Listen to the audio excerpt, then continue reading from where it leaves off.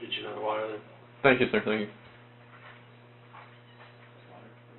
Water? Oh, you need a water? Yeah, I don't know where water is. I'll get one. I'll get one. What is that on my eye? Nick, you got a bottle of water?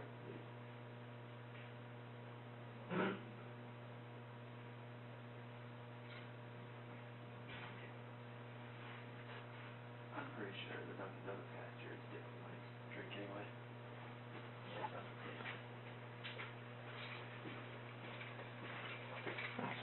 Thank you, sir. Good.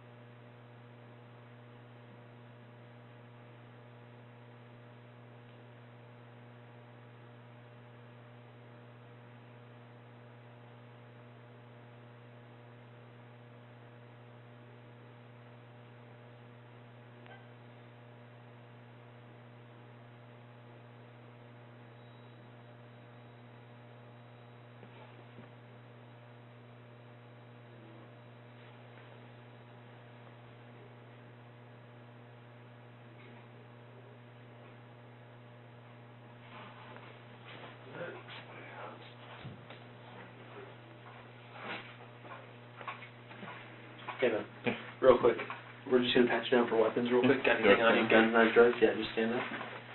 Everything on you? No, sir. Needles or anything? I shouldn't have anything left on my pockets or anything. No needles or anything? No. Knives? No knives. Necklace? No necklace, no. No jewelry.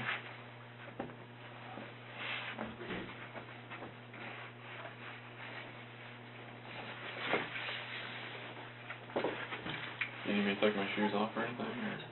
If you don't mind, just kick them off and you can sit back down.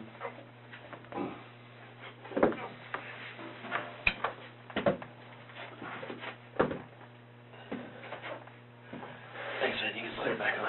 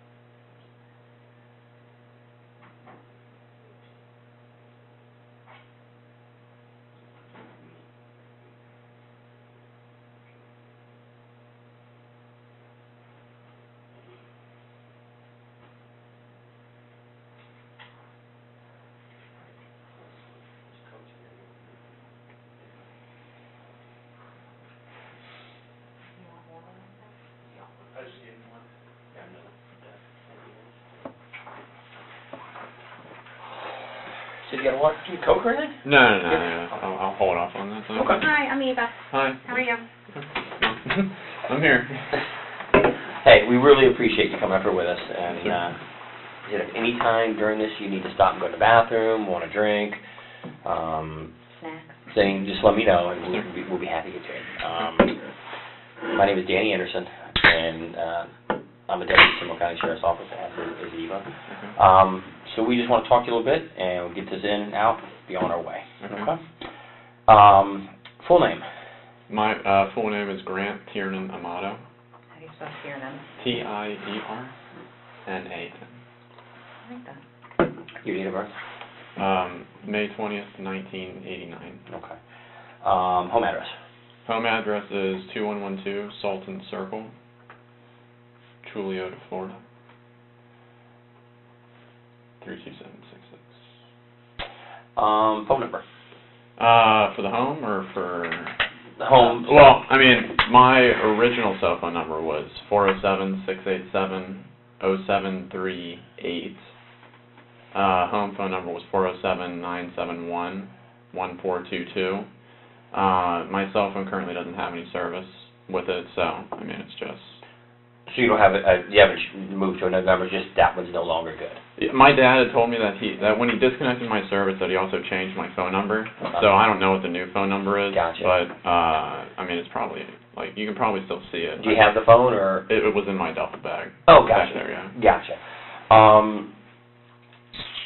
Email. Do you have an email or anything? If we need to. My main email is gamato, all one word, all lowercase. Gamato light, like a light bulb, @gmail.com. Education. I have a Bachelor's of Science in Nursing from UCF back in 2011. And that's my highest level. Okay. What is there any special nursing degree? What you do or? I mean, I have like other certifications. But I mean, with that, like I primarily worked in the hospital for I think 5 or 6 years. And then I was pursuing a Master's of Science in Nurse Anesthesia.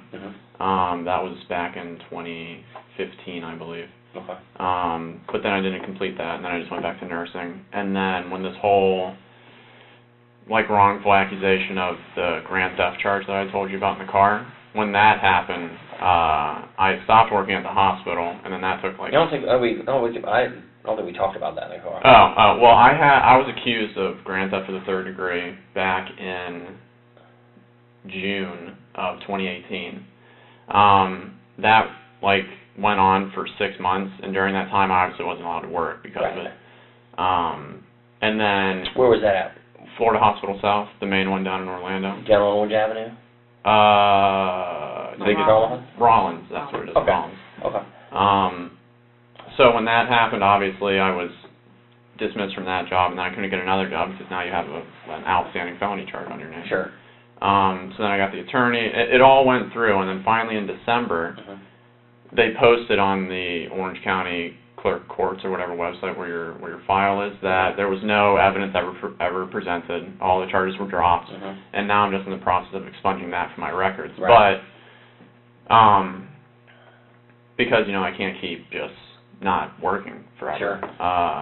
And that was kind of a topic around the house was I need to get started here. Right. Who was your attorney for that? Lauren Lycum, Chapman Law Group. Okay. I think that one's based in Sarasota. Okay. So then. But they didn't really have to do anything. No, the state attorney didn't file any charges. So. No, state attorney didn't file anything, and then she just presented that she was going to be my attorney, and that was the most work she ever had to do. Okay. And then I had been applying for jobs for the last couple weeks. I'd gotten like 3 or 4 callbacks, and then I went on a job interview yesterday for a home infusion nurse job. Where was that at? That was with Acredo. Is that like a staffing, or is that like a headhunter kind of job? No. That's like their actual company. It's God, why can I not remember the first name? It's something Scripts. Team Scripts. Where's the location? It's out close to the airport. It's on Lee Vista. What time was your interview yesterday? It was scheduled for 10. I got there at around 9 in the Okay. morning. And then I think we actually had the interview at about 9:45. How'd that go? I mean, it was all good. They didn't have anything. They said that they'd probably be getting back to me by Tuesday or Thursday this coming week. Get you back to work? Yeah, because I mean, it's a crappy world when you don't have any money, you can't do anything. So financially, how's the nursing what you did? I'm sorry, I just don't know that much. Or she knows a lot more about nursing. The nursing, how does it pay? How does it pay? I mean, if you work your standard 12 hours a week, you get anywhere between, I'd say, $45,000 and $55,000 a year. So I mean, it's not bad. Obviously, if you work overtime, like some of the nurses who've also been nurses for a long time, I mean, they can make 6 figures if you work 5. What was your best year? I think my best year I made like $55,000. 55. Because I rarely worked overtime. Right. When I was because I had the whole plan of going to graduate school, so I was just kind of using it as a stepping stone for that time. Just to pay the bills to get you where you gotta. Gotcha. And what you were going for, what does that pay? Nurse anesthesia pays, I mean, base like about 150 up to 175. You work a lot of overtime, you can cusp 200, but then So what would you actually be doing? If I could do anything. No, I mean with that job, that nursing Right. What would you do? Oh yeah, nurse anesthetist. Thank you. You're in the OR. You put the patients to sleep, keep them alive during surgery, wake them up, send them off to the. I thought that was a doctor that did that. In Florida, the anesthesiologist, which is the MD equivalent, if you will, they have to come in at the start of surgery. They have to induce the patient to put them to sleep, and then as long as they're comfortable with you, the surgeon's comfortable with you, then the anesthesiologist leaves, and then you take care of the whole entire surgical Just case. oversee it. Right. Okay. And then again, by the time you're a CRNA, you're obviously competent enough to wake the patient up. So when I was a student, though, the anesthesiologist would sometimes come back in for wake up to make sure everything's okay, and then you take them to the PACU or the post-op area, drop them off, you give the nurse report, and then you go on to your next case. Okay. High school, where'd you go? I went to Timber Creek High School on Avalon. Okay. And graduated what year? 2007. Okay. And then did you go right to UCF and start your degree program? Summer, yeah. Okay. What kind of grades you make? How were your grades? High school and the first 2 years of college, I was A, B, C. I was in honors in the major program for UCF. And then my final 2 years when I was getting my BSN, I made A's and B's, and then I had one slip up in my final semester where I had to redo a class, and then I ended up graduating in August. Of what year? 2011. Okay. And did you start work right after that? Yeah, I think like a couple months after. And went to work where? I first worked on the intermediate critical care unit at ORMC in downtown. Okay. And then went from where? Up to Rollins at some point? No, I went to I worked in the ICC there at that hospital, and then I worked in the multi-system ICU at that hospital. And then I applied for the graduate school in December, or I started going in January of 2014. Was that at Barry? That was at Barry University, yes, ma'am. Okay. Girlfriends? Girlfriends. I had, like my high school sweetheart, girlfriend for about 5 years. And then ever since then, no like official girlfriends, no flings or anything like that. Dates here and there? Dates occasionally, but I mean not really. Kind of focused on like just getting through the life goals that I wanted to achieve. And then you have a bunch of school debt? I mean, not anything from UCF. I have about $100,000, I'd say, from my math when I was going to Barry. So that's the only school debt that I have right now. It kind of creeped back up when I wasn't working, so I had to go on to the deferred payments or whatever it's called until I get a job. What do you like to do? What do I like to do? I like to watch anime. Me and my brother kind of started doing that back 5 years ago, I'd say. He kind of got me into it. What is it? I'm sorry. Oh, sorry. I don't know what it is. I mean... I thought you said MMA. I'm like, okay, and then when you started explaining to it, I heard it, I'm like, no. It's animated. It's like cartoons, I guess you could say, but it's Japanese cartoons. I guess is the best way to put it. So, it's not as, it's like the stories and whatnot, and the way that the shows progress. It's not as childish as cartoons as you would think, like Powerpuff Girls and SpongeBob SquarePants and all that stuff.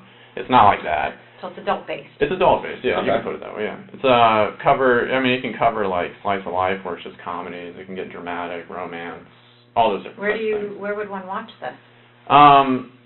You download it from the internet, and then you can just watch it at home, like on your computer. You can watch it on, you can watch it anywhere you have an internet. Is it in Japanese, or? It is in Japanese, and then they subtitle it. Yeah. Do you speak Japanese? I was going to say, do you understand? I don't. I understand a few words. We actually just went to, me, my brother, and one of my friends, or I guess friends from high school, we went to Japan from December 1st to December 15th. Oh, wow. So we went, because, and it was anime that kind of inspired us to want to go there. Was that your first time going? Yeah. First time actually ever. Who went? You and your brother and who? Our friend Jericho. Jericho. He was originally a friend of my brother's back in high school, and then we all have kind of stayed close. How expensive was that trip? God, plane tickets alone were like $1,400, and then I'd say it was probably about $10,000 total for like all the stays and whatnot. For each one of you? Yeah. Wow. It was 2 weeks, so. How'd you when you were there? Yeah. How'd you spend your time over there? We went to Tokyo for the first 4 days, and then we stayed there, and then we went to Kyoto for 2 days, and then I cannot remember all the names of the specific places, but then it was like 1 day stays at ryokans, which are like guest houses or inns. How's the food? Food is great. We were too scared to actually go into like the shops, like the side shops, because all in Japanese, they all know what they're doing, and we don't want to like say it wrong or do whatever, like impose. So we actually survived a lot at night on just like food that you get from 7-Eleven, because over there it's called 7 and I, but it's like the 7-Eleven symbol, so it's the same exact thing, and it's got way better food than what like the 7-Elevens that we have here. So we would go back? Oh yeah, we would go back. Really? Yeah, I think we were actually planning on going back November of this year. How long have you been out of work? I've been out of work for 6 months, since June. How did you pay? That's a lot of money for to be out of work. My brother. Oh, yeah. My brother. What does he do? He's a CRNA. What? Sorry, the certified registered nurse anesthetist. Okay, so we were both in the program together. Okay. And then he was able to finish, and then I did not. So he was making good money. Yeah. Was he making that 150, 100? He was working. He was working a lot. I don't know if he was. I think he was cusping a lot of overtime, not scheduled, but like it's just kind of what happens. But yeah, he was moving along. What do you think he made his best year? God, he showed me, because he was complaining about how like his taxes alone were like the annual income of like a nurse. And I think when he showed me before like it had all ended, like before his pay year had ended, that he was already up to like 166, but that was like after I think the $60,000 or $40,000 already came out. I can't remember. That was after it? Yeah, I think so. So he made more than 160? That was take home. Yeah. Wow. So we definitely picked the wrong job. I should have stayed in nursing. Yeah, definitely. So he just paid for your trip to go, since you're both into this? Right, yeah. Okay. Jericho, what's he do?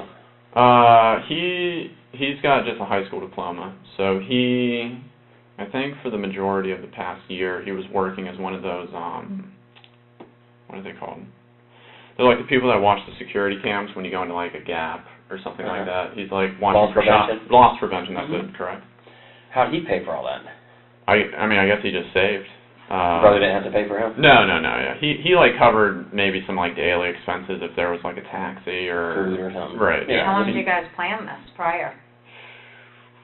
It had been a dream of ours to go for a couple years, and then we really started planning probably just the year before.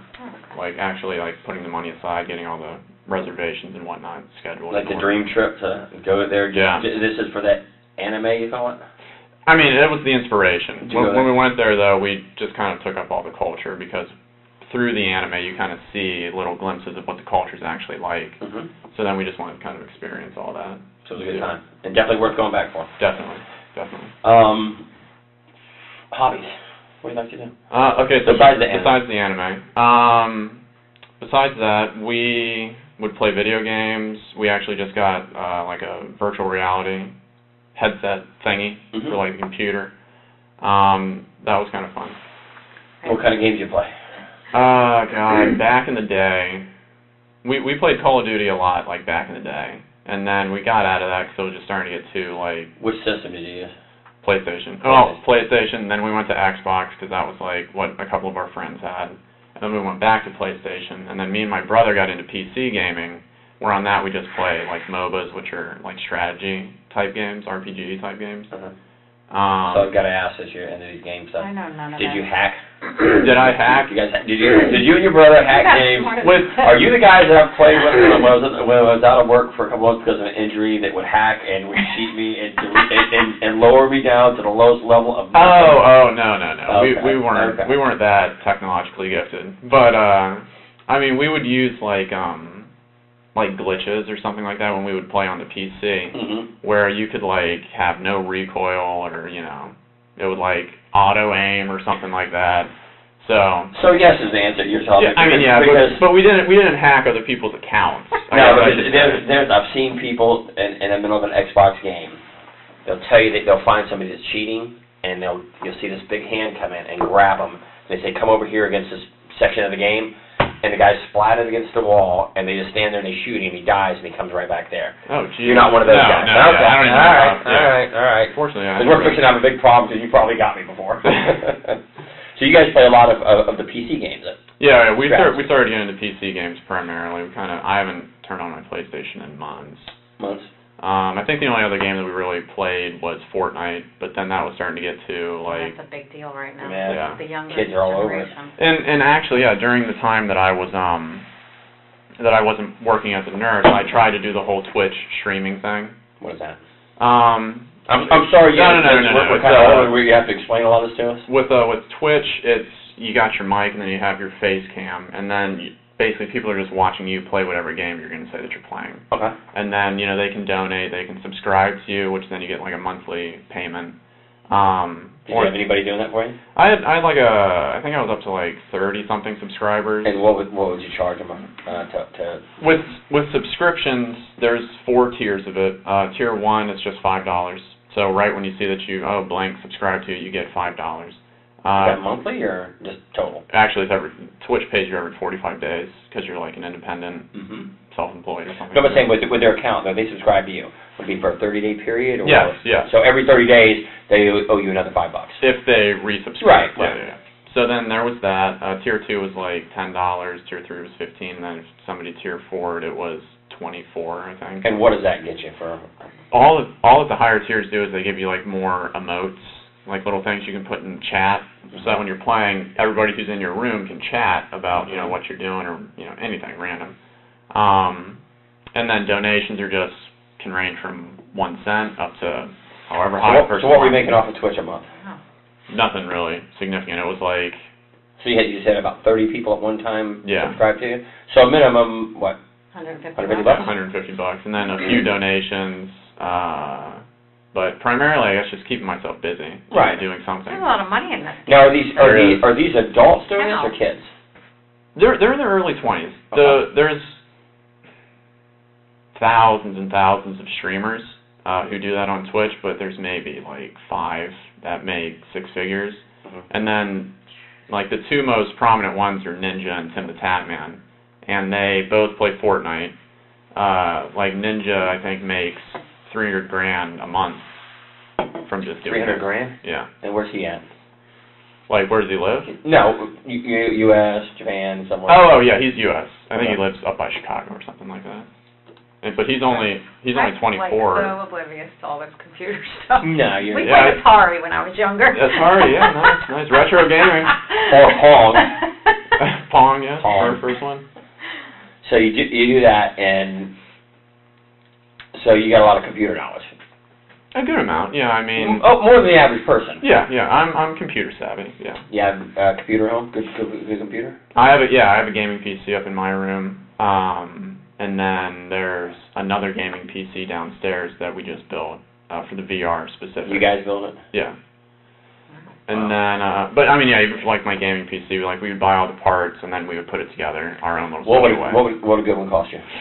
When I built mine, it was about $3,000, and then the gaming one downstairs, I think, was $4,000 or like $4,500. And that's basically used for the VR stuff you're going to use it for? Yeah. And that was pretty neat setup? Yeah, that was a lot of fun. Yeah, that was cool. Getting into the How many virtual games you play? On virtual reality, it was primarily just Beat Saber. So it's like a rhythm-based game, like Guitar Hero, like Rocksmith or Rock Band, whatever it was called. And then you just use the virtual reality wands to hit the cubes in a certain way, however the song beat's going. And then, I need to see this. Yeah. Yeah. Apart from that, we really didn't get into too many other games yet, because we were kind of just focused on Beat Saber. But I think we had downloaded a few other where it's just like you're going through like a world and you can interact with the world or something like that. What other hobbies do you have? Besides that, a number of years ago, like me and my brother were actually like gun enthusiasts, and you know we did it wrong, where we did it all during when the season was like high, so everything cost so much money. During hunting season? Yeah, I guess so. I mean, unfortunately, we don't hunt or anything like that.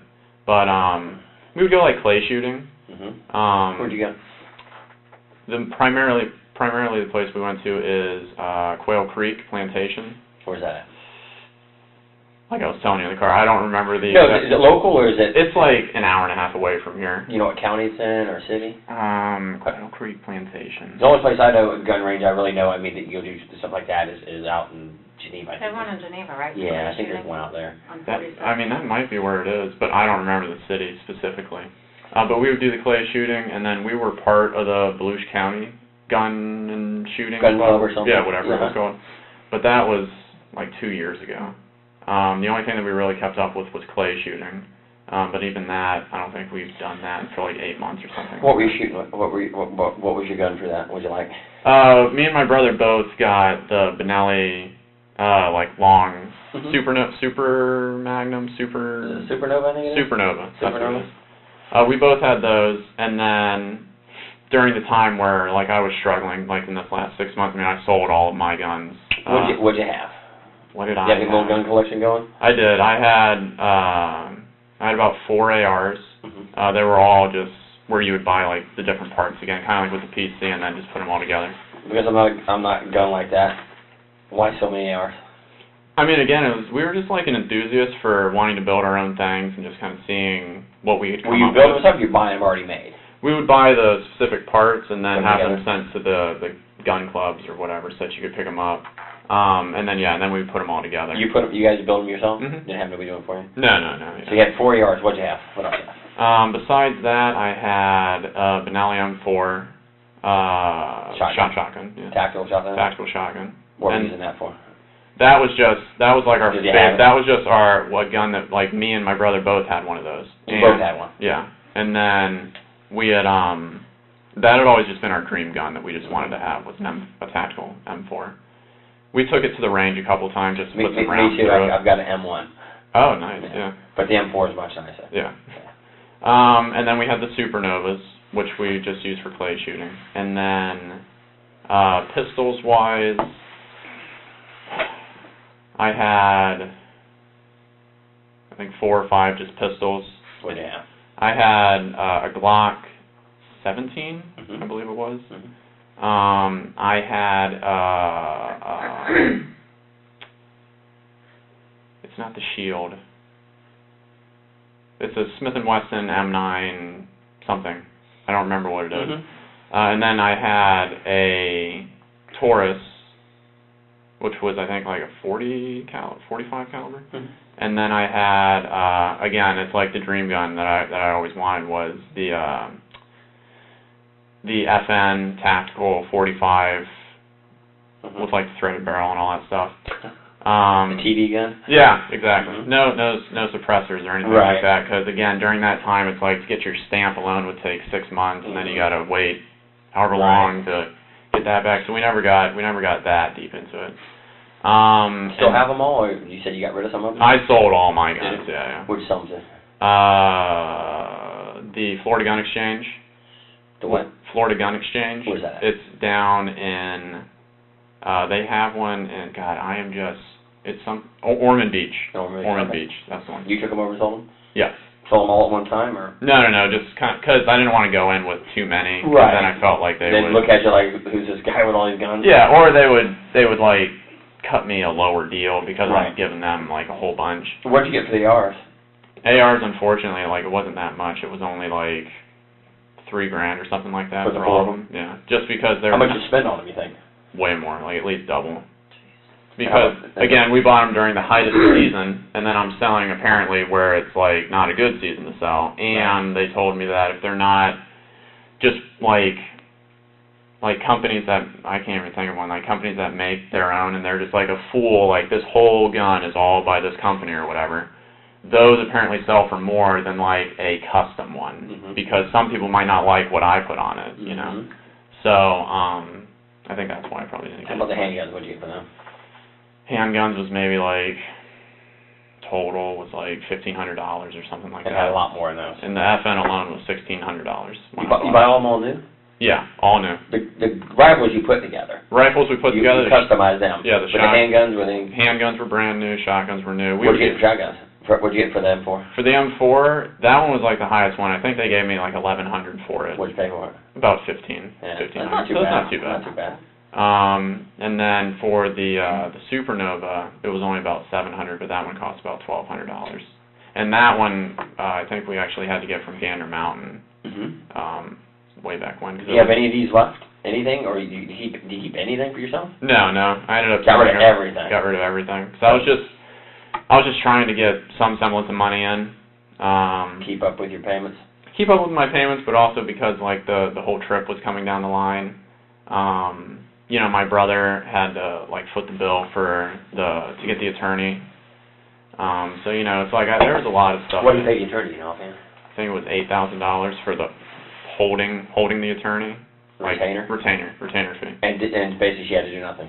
She had to do nothing, and he got like annoyed because he apparently wasn't told that it was non-refundable. But I know that I told him because like I had to send in the document signing it saying this is non-refundable. I've known of any attorney that takes a retainer that ever gives you anything back. Yeah. So I didn't to hire me, that's what it's going to cost. Yeah, he didn't get anything back from that, unfortunately, and she ended up, I think, only going through about 3,000 of it. So, because what was it? I think 5,000 was for the criminal case, and then 3,000 was for the other case if it had to go to the Department of Health. Which that never had to happen, so that 3,000 is just. So your nursing certificate is still good. Free, clear, and active. It's always been clear and active. It's just the quintessential. You go to that background check, and then they'll see an outstanding thing. Even though I have the paperwork now saying everything's been dropped, he's in the process of expunging his records. Did you have to go in front of the board or anything? No. I didn't have to go before the judge because when. No, I'm saying board of nursing. Oh no. With any of this. No. That's good. You know, even when it all went down on the day where I was accused of that felony, you know, the cops came in and then they handcuffed me and they were like, you know, you've been charged with this. We're taking you down to the I think it was Orange County, the Orange County jail area. You know, I had to have the picture taken and stay in the sitting area where they process you all and everything like that. And you know, I'm using the phones on the cord, you know, trying to just pass around the phone, and I'm surrounded by all these guys who are talking about, you know... Who are real criminals. Yeah.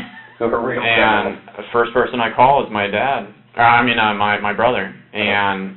What is your brother's name? You keep Cody. saying my brother. Cody, Okay. sorry. First person I call is him, and he was at work at the time, but he answered his phone, and I was just like, look, I'm freaking out. I've been charged with this. I've been told that my bond is this, and then I guess he tells, you know, whoever was working that day with him, I gotta go.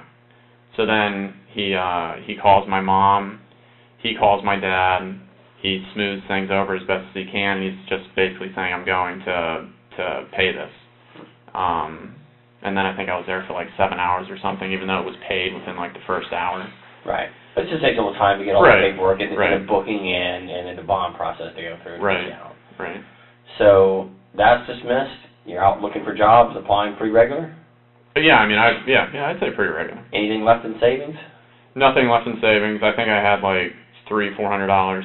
But Brother kind of helping you through? Yeah. I mean, brother was helping me. My dad was covering the rent, that he calls it, which is just like the monthly payment for us to help since we all live at home. What was that? What did you figure that? $600 Each? a month. Yeah. And then It's not a bad deal, is it? no. And then I mean, he was covering like cell phone. We were paying for our own internet. I imagine for that game and all that stuff, you got to have better than basic internet, didn't you? Yeah, unfortunately, out where we live, it's like our street, like the street coming down, I think, at Fort Christmas before you turn in, like that's the dividing line. Everything before you turn into Fort Christmas, all the nice big fancy houses that are on that side, they all have Spectrum and the gigabyte connection. They have everything available to them. But then right when you come down here, where I guess the older neighborhoods are, they haven't branched out everything. So I think it was just AT&T that was providing service. And I mean, we have the highest one, but it's still like, I think it was 50 megabytes download and like 10 megabytes upload. So I mean, it's not that great, but it was good. So basically, all your computer systems were underworked for what their capabilities. Yeah. Oh yeah. Yeah. So I'm sure that virtual reality takes up a lot of speed, doesn't it? Yeah. Yeah. Let's see. Close with your brother Cody? Let's talk about Cody. Oh yeah. Yeah. Me and Cody. Who's older, you or him? He is. I'm the youngest one. I'm 29. He's 31. Okay. My oldest brother Jason is 35 or 36 now. Who lives at home? It was, all three boys live at home? No. It's just me and Cody, and then mom and dad. Okay. Tell me about Cody. Cody. Let's see. Me and Cody had the quintessential rough, like fighting each other and whatnot when we were younger. The love-hate, right? Typical siblings. But then I would say, like my junior year of high school, we were all on the weightlifting team together. That's where I got to know a lot of like his guy friends, and you know, we stopped like arguing at that point, and then we all, you know, we decided to go to nursing school together. We decided to go to the nurse anesthesia school together. I mean, we did everything together. I mean, Who was the better student? He was the better student in everything up through nursing school, and then I was actually the better student in nurse anesthesia school. But there was like again, kind of like. Are you guys? Sorry. No. Are you guys at the same time in the same classes? Yeah. So you're the but exact same. not for nursing school. Not for nursing. No, school. I mean for the anesthesiology. Yeah, we sat right next to each other. So you're in there doing things together. So you got somebody to study with. Yeah. Somebody to bounce things off of and work with. Yeah, and we would do that all the time when we were burning the midnight oil. But you were better at it. Yeah, and that was the one time that he actually admitted that I was didactically more competent than him in that field. And then who's better in weightlifting? He was. Oh, okay. He broke a number of school records. I think he was like the 129 weight class. I was the 119 weight class. But he was definitely stronger in high school. And then but yeah, we were close. I mean like bonded, you know. I don't really know how else to really say it. It was, a lot of people thought that it was weird because we did everything together and because we were so close, but yeah, I mean... Yeah, a lot of people understand the bond of brothers, though. Yeah. The true bond if you're close with your brother. And I mean, during like this whole time, I mean, kind of like with just a few examples I've given you, he'd take care of everything for Always me. there for you. Yeah. Always there to support you. Always there. Fight with you 1 minute, but make sure that you were not stuck in jail for some silly charge right. the next. And, yeah, I mean, he's always been there for me, so. With my oldest brother, Jason, not so much, just because he was adopted to begin with, and then... He was adopted by who? My dad. He was my mom's son. Was your mom married before your dad? No. Just had it. Right. Okay. And then he was heavily restricted when we were younger, for lying and stuff like that to our dad. So basically, he would like, he would go to school and then he'd come home, he'd have to stay in his room. There's like no TV or anything like that, especially 15 years ago or something like that. But he'd come down for dinner and then he'd go back up and he'd do his work. On the weekends and whatnot, he would like go out and pick weeds and like do that stuff and then come in and then do the same thing. So unfortunately, me and Cody never really got to interact with Jason, the oldest brother, a whole lot. But I mean, Jason's been like, I think he's one of the most genuine people that you'd ever meet. Cody's definitely one you're way closer with. Yeah, hands down. Go on vacations, he's helping with bills, helping you with the legal issues. Right, and I mean, studied together. We did everything together, connected at the hip. Ever any issues really with him? No, like I was saying, during this last 6 months, it had been a very trying time. Financially, trying to get the job thing going, worrying about this whole what's going to happen with this legal stuff. But like even through it all, I mean, he would like have his moments where he would get extremely upset. He never gets violent, I guess you could say. But like at one point he got so upset that he like pushed a cabinet and then it like dented into the wall. So he'll like lose his temper, kind of like my dad, but at least with me, he's always been like where he's there for me. Like whatever it takes, regardless of what's happening, I'm gonna take care of it for you. Over like the last 6 months, it's been sad for me because like I see everything that like he's doing and like I can't be like how I've always been with him, where I'm helping out too, or I can do something for you. Right. Where we're kind of on the same playing field. I know that you make more money than me and all that kind of stuff, but it's like, we can do the stuff together. You don't have to pay for my dinner. When we go out with the guys, you don't have to pay for the trip, It's just, I couldn't help relieve his stress, I guess, as well as I always used to. But it's also the camaraderie there that you got your brother to go do stuff with. Right. But then, I know for me, I had been bummed out just because, like, I've been out of work. My whole life it's been school, work, school, back to work, and then just, that's it. Sacrificed all my 20s. I never went tailgating or anything like that.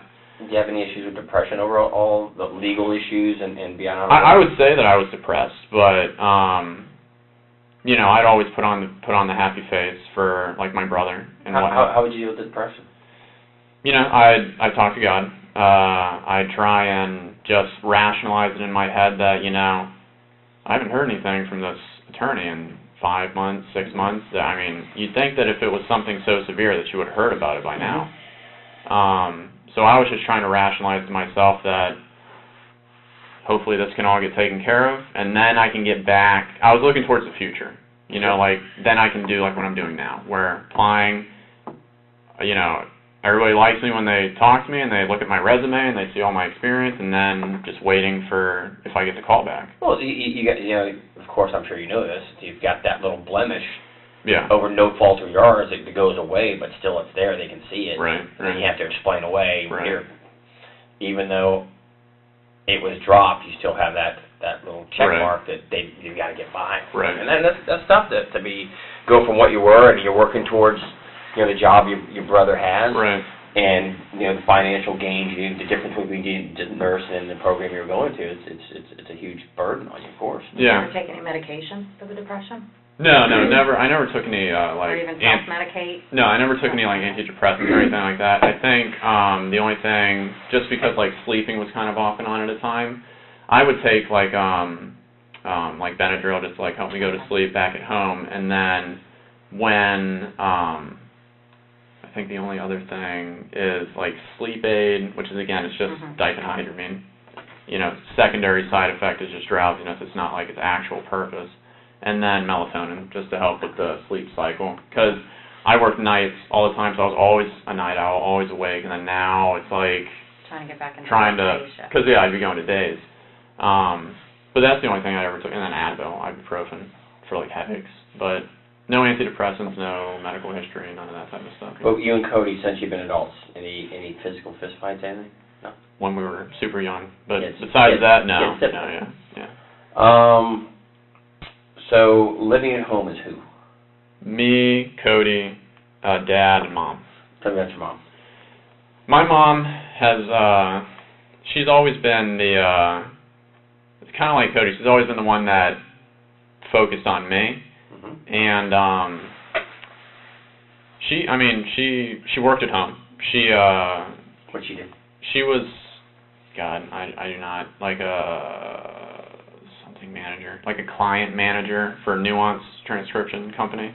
What is that? Basically, Nuance, their major thing is medical transcription. Okay. So it's just all the things that the doctors are saying while you're in the hospital. And then... well, would she make sure that those all got transcribed? She would manage the people who did all the transcriptions, and then she had a couple people where there's like the managers over those people that then she would also take care of. And I think she was in the stage now where she was kind of branching out to different countries. So she had just gotten like this Canada account, I think, where she had to basically do the same thing, but now it's just all She had a good job. Oh yeah. Good paying job, it sounds like. And yeah, a lot of responsibility. she only, I think she told me that she completed high school.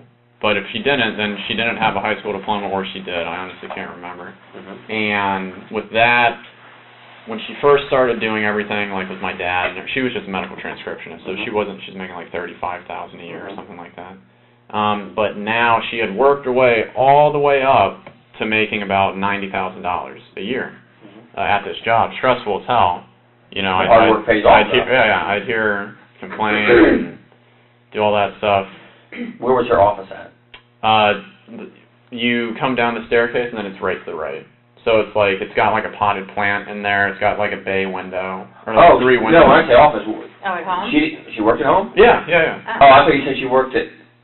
Oh no, she works for Nuance. Oh, okay. But From the house. Yeah, she works from home. Gotcha. Yeah. So it's like where like all of our internet and crap is against like the wall. And like a home office? Yeah, you work out? Yeah. Okay. It was like originally a dining room, but then it was transitioned into like her office. And then, fights and fusses with mom, or no? I mean, were you the baby? You were truly the family baby? For my mom. For Yeah. Chiefs. Yeah. Okay. For my mom. Mom's favorite. Yeah, okay. And I mean, I had been being told that because.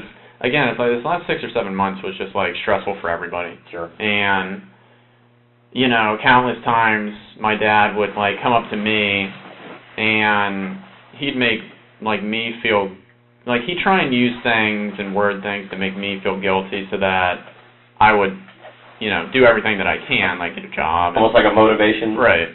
And he'd tell me time and time again that, you know, you're her favorite. I mean, she would do anything for you. Mm-hmm. And, I mean, it's like, yeah, I don't need to hear that. I mean, that's not what would motivate me. Sure. But no, with Mom, I think we yelled at each other a grand total of like 3 or 4 times my whole life. I've never, like, yelled at her for anything, because, I mean, she's never done anything wrong. She's always been the one who's stood by you? Stood by me, but tried, you know, even during our early childhood when it was really rough with our dad. Why is that?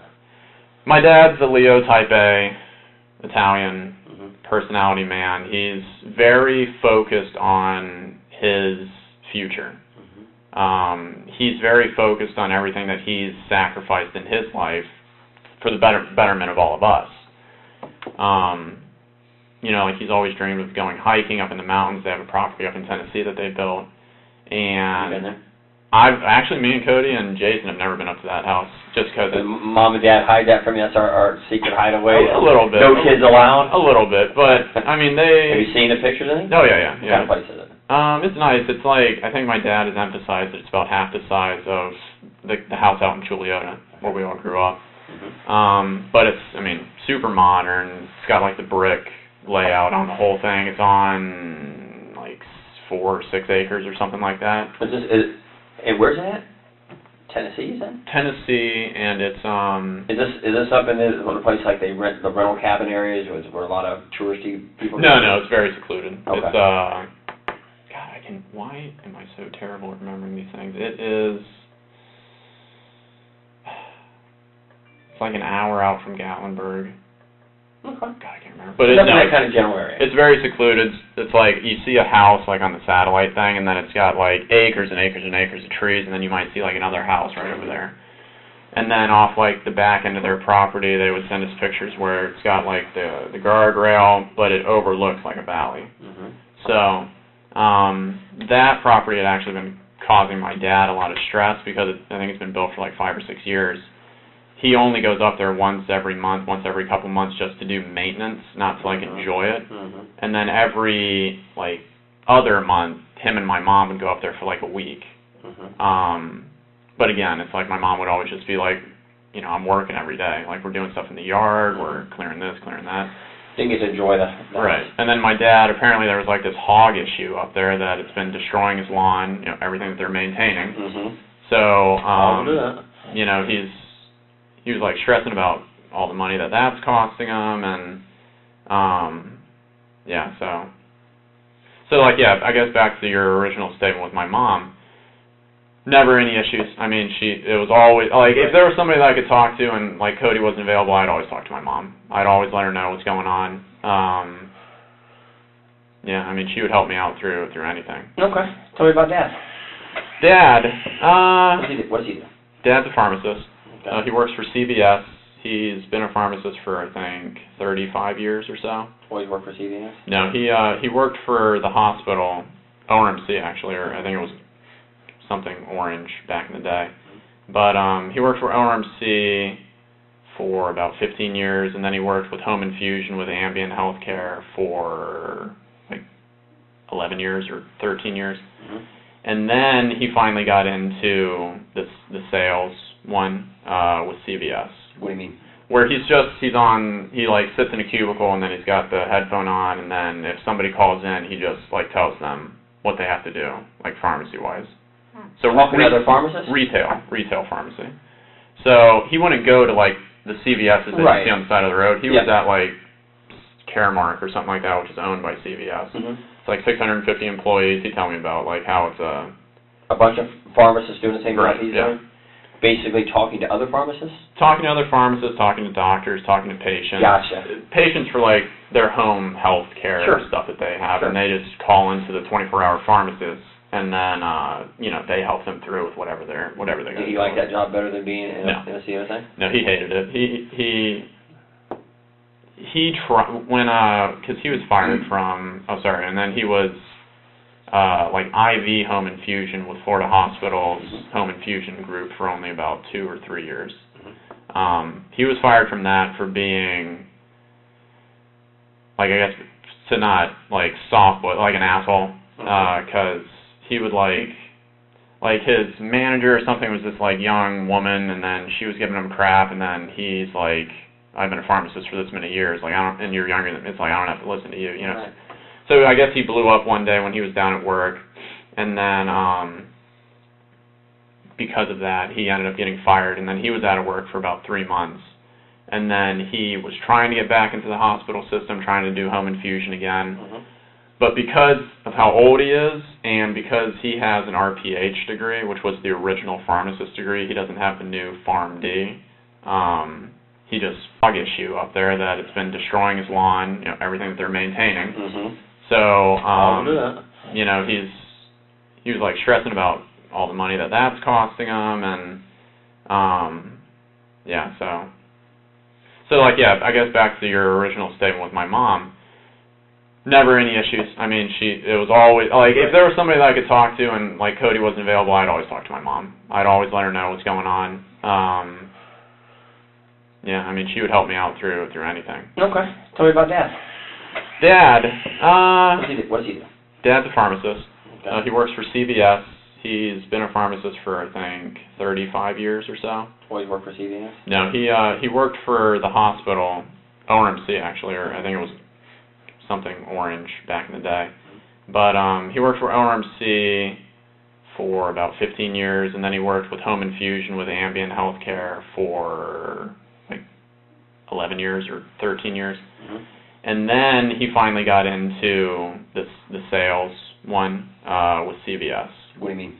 Where he like sits in a cubicle, and then he's got the headphone on, and then if somebody calls in, he just like tells them what they have to do, like pharmacy-wise. So talking to other pharmacists? Retail pharmacy. So he wouldn't go to like the CVS's that you see on the side of the road. He was at like Caremark or something like that, which is owned by CVS. Mm-hmm. It's like 650 employees. He'd tell me about like how it's a bunch of pharmacists doing the same Right, job he's yeah. doing? Basically talking to other pharmacists? talking to other pharmacists, talking to doctors, talking to patients. Gotcha. Patients for like their home health care Sure. stuff that they have, Sure. and they just call into the 24-hour pharmacist, and then they help them through with whatever they got. Do you like that job better than being in No. in a CO thing? No, he hated it. He because he was fired from, and then he was like IV home infusion with Florida Hospital's home infusion group for only about 2 or 3 years. He was fired from that for being, like, I guess, to not, like, soft, but like an asshole, because he would, like his manager or something was this, like, young woman, and then she was giving him crap, and then he's like, I've been a pharmacist for this many years, like, and you're younger than me, it's like, I don't have to listen to you, you know. Right. So I guess he blew up one day when he was down at work, and then because of that, he ended up getting fired, and then he was out of work for about 3 months. And then he was trying to get back into the hospital system, trying to do home infusion again. But because of how old he is, and because he has an RPH degree, which was the original pharmacist degree, he doesn't have the new PharmD, he just wasn't able to get back into the avenue that he wanted to. So that's why he was forced, basically, to go to retail. So, but, I mean, he'd tell me every day or every week that, he hates it. He's just trying to get to that retirement earmark so that he can stop. Because when he goes up to Tennessee, he doesn't want to get recertified in Tennessee and even work part-time like what his dad does. What do you mean? What does his dad do? His dad's also a pharmacist, but he originally lived in Florida, and then now he lives in South Carolina. And he just works part-time as a pharmacist, but he got the whole recertification, so he could keep doing that. Right. Dad make good money? I think he would tell me that he makes like between $110,000 and $120,000 a year. Not bad money. So yeah, it's not bad. Well, so I'm sure him and Mom are both happy to see, that both of you going to that program. Right. You can make more. You always want your child to do better than you. Right, and I mean, that was what my dad always emphasized. When we were younger, going through grade school and high school and college, we were heavily restricted, but we were allowed to do some things. Like, it wasn't like Jason's situation where he was just like the door's locked, you're staying in there type thing. And who was that? Who was keeping? Who was the disciplinary in the family? My dad. And was he the one that decided Jason stays locked in? Yeah. What did Mom think about that? Mom didn't approve of it, obviously, but back in that time, my dad was a very, angry, violent type person. Overbearing. He would push my mom, and one instance, it was getting to that age where me and Cody were kind of getting old enough to maybe be able to do something if she needed our help. And I remember her and my dad were in their room, which if you go down the stairs, it's right there to the left. We heard our mom yell that he's hurting me, and then me and Cody run downstairs, and we go into the room, and then we're trying to get our dad off of our mom, and then my dad elbows back, and that's why my nose has got its little bridge right there. But I mean, that's how he was, spankings with a 2x4, baseball practice, it'd be 4 or 5 hours, and he's hurling the ball as fast as an adult can, and we're 7th to 8th grade trying to catch this stuff. Yeah, I mean, definitely very overbearing, but he would always rationalize that he's just trying to secure our future. Violent towards the family? Violent towards my mom and towards me, never to and towards Jason, but never to Cody. Why? I mean, Cody his favorite? Yeah. Of the 3 boys? Yeah. And with that, I mean, I could kind of see it, but Cody also never really made any mistakes. He did a few things wrong. He lied a few times. He cost my dad some money a few times, but he was never a repeat offender, I guess you could say, whereas me and Jason, we had that difficulty where it's okay, we got a C or we got a D on something, and I just don't want to tell Dad about it. Sure. But then he would find out, and then, Dad ever abuse you? When we were younger. How so? Spankings with like a 2x4, and then he'd use like it was like a 2x4 that was fashioned into a paddle called the lightning rod, I think is what it was called. No, he broke it on me. I'd be sorry. I would probably take it with my dad, take it out and burn it. Yeah. So he didn't have it anymore. But yeah, he would he'd do that, and then he'd push you around. Like he wouldn't punch you. He wouldn't bruise you. Slap you? He never slapped me, but I guess I should say the only place that I ever got bruised was on my butt from being spanked. Belittle you? He would belittle me when I was younger, but again. How long since you've been out of work?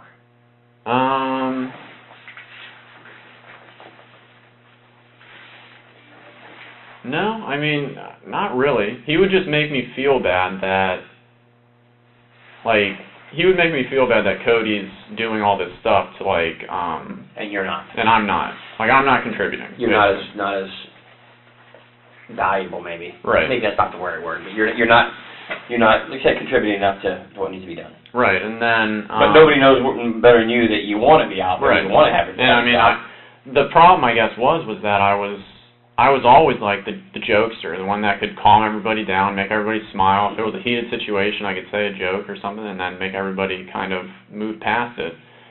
And I was just in the point where it's like, I'm hearing, all this stuff from Dad. I'm seeing how much Cody's helping me. Mom's stressed out with her job. And it's like I'm not doing anything. And it's like I'm in that situation where it's like I'm not doing something because I don't want to. I'm held out because I'm waiting for this whole legal thing to get taken care of and then for jobs.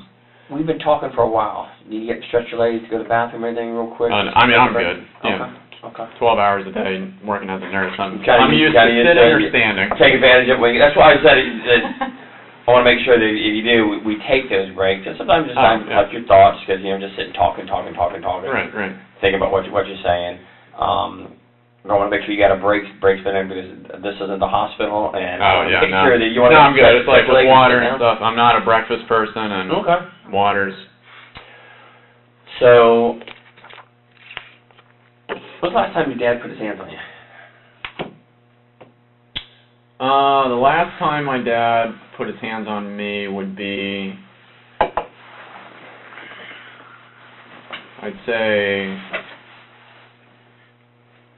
kind of the middle of December of 2018. What happened? It's because, with all the money that had been getting spent and, I guess just the mix of everything that I've been saying just kind of boiling up in him. And the fact that to him, it seemed like I wasn't concerned about it. So, and then plus I was, I wasn't acting like myself with the jovialness and, all that kind of stuff. My father chose to admit me to like a depression or an addiction clinic or something like that in Fort Lauderdale called Cornerstone. When was that? That was December 22nd. Okay. Until I think January 4th. Did you agree to go? I didn't, but they said that, this was your only... Who said? My dad. Okay. And that was in Fort Lauderdale? Yes, yeah. Did your mom agree with it? My mom and my brother both agreed, but it was my dad who was like the iron fist, like, this is what's going to happen. Like, he can't... Why did he say you needed to go? What was his reasoning? Because with the way that I was acting, he didn't see that I was doing anything for like the positive. And a lot of it just came back to money with him. He would like allow me to spend money that he had like with his credit card or something like that, but it's like then whenever I did, it was like a huge problem. Okay, so you had one of his credit cards. Yeah. And what were you buying with it? Well, what I was doing is over the past 4 months or something like that, I've been talking to this woman online. Who's she? She's as embarrassing as it is. She's a cam model. A what? A cam model. Do either of you guys know what that Nope. is? Just like all the videos, you have to tell us. A cam model, it's like it's like a virtual girlfriend, I guess you could say. Okay. Like that type of situation. Mm-hmm. So a lot of the money went to her. Okay. Where's she at? She lives in Bulgaria. Where? Bulgaria, Where's that? over in Europe. It's like Okay. outside of Germany. Okay. Something like that. You ever been there? No. Okay. It wasn't that serious. So Okay. what would you give her money for? Just for like the time online with her. Oh, okay. Yeah. So it was just like that type of thing. And what did she charge? By the minute, by the hour? Minute. Okay. Yeah. And how much is it per minute? Oh God, I think it was like 90 tokens a minute, and it's like the conversion rate for all of that is like $600 for like 5,000 or something tokens or something like that. So, and then it was 4 hours a night. So I mean that's basically just where all like the costs went to, was you pay real money for the tokens, then you use the company's digital currency for that. So you do that, and when did you meet her? I met her at the beginning of July. Yeah, at the very beginning of July. Okay, and still talking to her? Still, yeah. I mean, more just on like Twitter, like Okay. just through direct messaging. Again, cell phone service doesn't work, so it's like I can't use the chatting like that. How much do you think you spent on this? Because it seems kind of pricey. Yeah. 90 tokens and $5,000 for how many tokens? No, it's $600 for 5,000. For 5,000. Yeah. Okay. So how much do you think you spent on this? Probably close to like $200,000, I'd say. $200,000? Yeah. And where'd the money come from?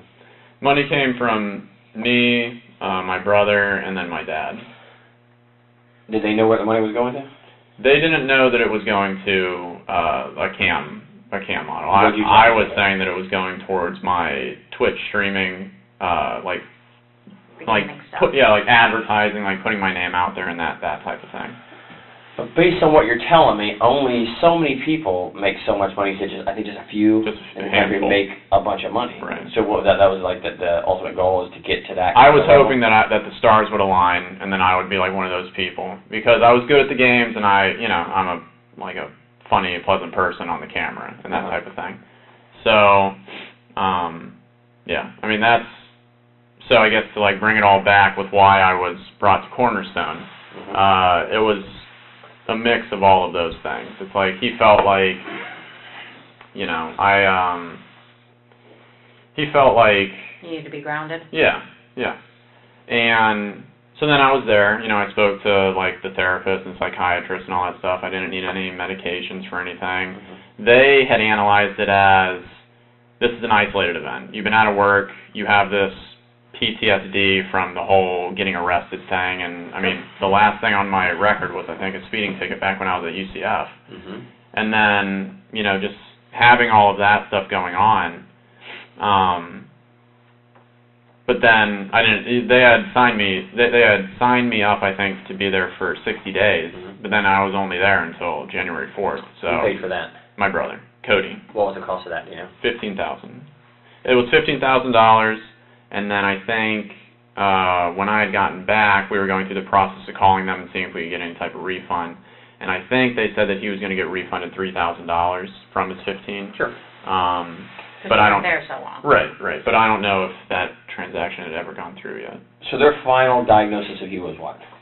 That I was fine. That didn't need to be there. Yeah. That I was fine. I told them all about like my living situation and how it had been stressful, and then it got better, and then now it's just stressful again. But they had all just said that it was just this isolated just event. situational PTSD from Right. Yeah. Like the last 6 months. once you can get this legal thing taken care of, which I don't know if I mentioned, but when we looked online and we saw that all the charges had been dropped, that was on like November 30th or 31st, the day before we were going to Japan. So, while that was good and everything, I still knew that it was still going to be like on your record until you get it expunged. So, I was still thinking, okay, at least now I can maybe start applying when we get back from Japan. Sure. But yeah. So I mean, after you get back. You got back on the 15th of December. You got back. I thought you said you went on the 22nd of December. Yeah, that's when I went to. Yeah, it was after Japan, and it was because when I had gotten back, my mom and dad were, you know, dealing with a lot of the financial stuff while we were up there. And then when I got back, that's where my dad started to get really kind of overbearing. And I mean, rightfully so. I know what I did. But it's like with him, it was every single day, hours a day, hours a day. He'd come home from work, and then he would just talk to me just about the same exact thing over and over and over and over and over again. And did it get heated? He would get heated, but How about you? Did you get heated? No, I mean, I was, you know, I was always the person in the family where, like, my brother Cody would interrupt my dad when he was talking. My mom would interject and say, you can't be saying that or whatever. But for me, I would just sit there and I would just let my dad talk so that he could say everything that he wanted to say. And then if I saw that it was something that he wanted me to respond to, then I'd respond. But I would never be heated to him, Sure. especially if I felt like I was in the wrong. Right. To all this, you think you were in the wrong? I mean, yeah. To some extent? To some extent, you know. Spending that amount of money, it's idiotic to do that, you know, especially when you're not making So any money. $200,000. Right. When was the last time that you and your dad did have, you know, a heated conversation? It would be Thursday. Because one of his rules was that I wasn't allowed to talk to the woman anymore that I had been talking to. But I guess you could say behind the scenes, my mom would let me talk to her through her cell phone using Twitter. And, you know, she would tell me, like, look, you have to keep it just basic, because if you say anything or if you entice anything or do anything like that, it might lead her to say something to, like, my dad or something like that. Because, how would she get in touch with him? Because apparently when I was in Cornerstone, my dad told her, because he had, like, hacked my computer or something like that, and then he found everything. The electronics guy like you and your brother? Except he's more of that, like, hacking level, like, able to do all that stuff. So he had found, you know, like, just the stuff that was related to her. And then, you know, he erased my whole entire computer. He put a password on it. So it's like, even when I came back up until Thursday, like, I wasn't able to go onto my own computer to look at anything. Basically, he's treating you like a small child. Right. And rightfully so. I mean, spending that amount of money, I was acting childish. I can kind of get it. But, so yeah, anyways, on Thursday, he had apparently found out that I was speaking to her again. And when I came back on the 4th, my mom picked me up from the Cornerstone place. And then me and my mom met my dad at California Pizza Grill or Kitchen in Waterford Lakes. And he had this list, front and back, on a piece of paper of all the rules. This is what's going to happen. This is why I'm acting the way that I'm going to act. I'm not going to be Dad anymore. I'm going to be Chad. And I basically told him that I'm going to be present. I'm going to do what I can. I'm going to start trying to get jobs now. I told him what my plan was. You know, it wasn't really my intention to continue talking to this woman, but it just kind of happened. And then because there was, like, that emotional connection, I guess you could say, between her and me, like, I like, you know, it felt like a relationship, you know. I didn't want to just stop cold turkey on it.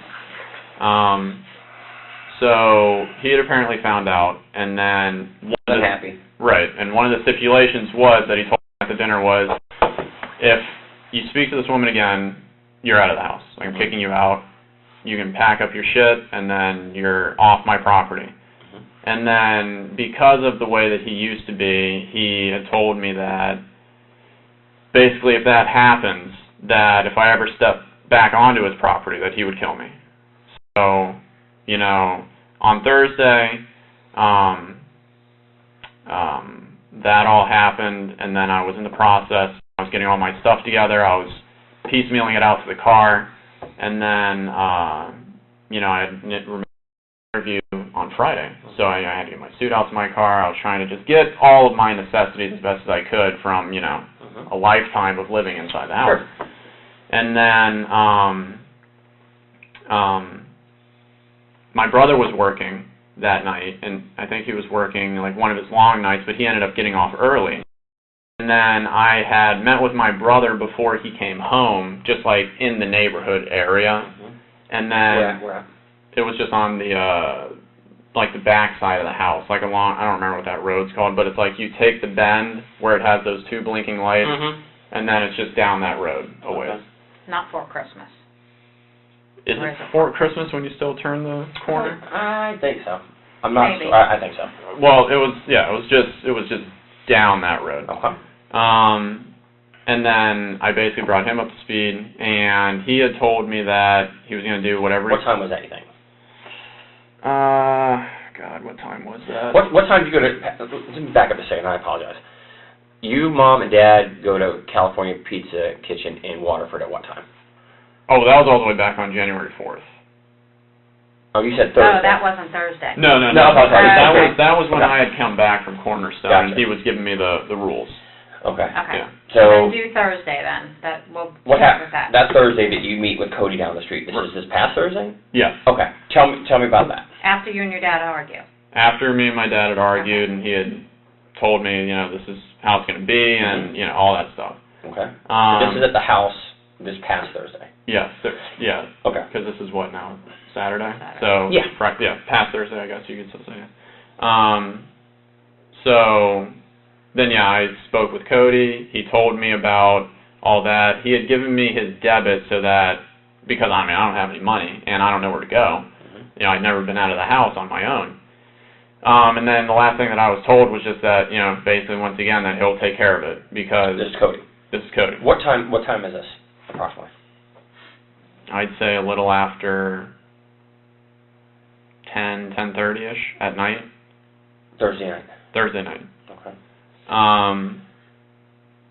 And then, so then after that, I just stayed in the vicinity area for a number of hours, and then I had remembered over some of the nights when I would work overnight, and then I'd be able to get off early, that the Publix on 50 on Colonial, the one that's by the Tractor Supply. 419. Yeah. Yeah.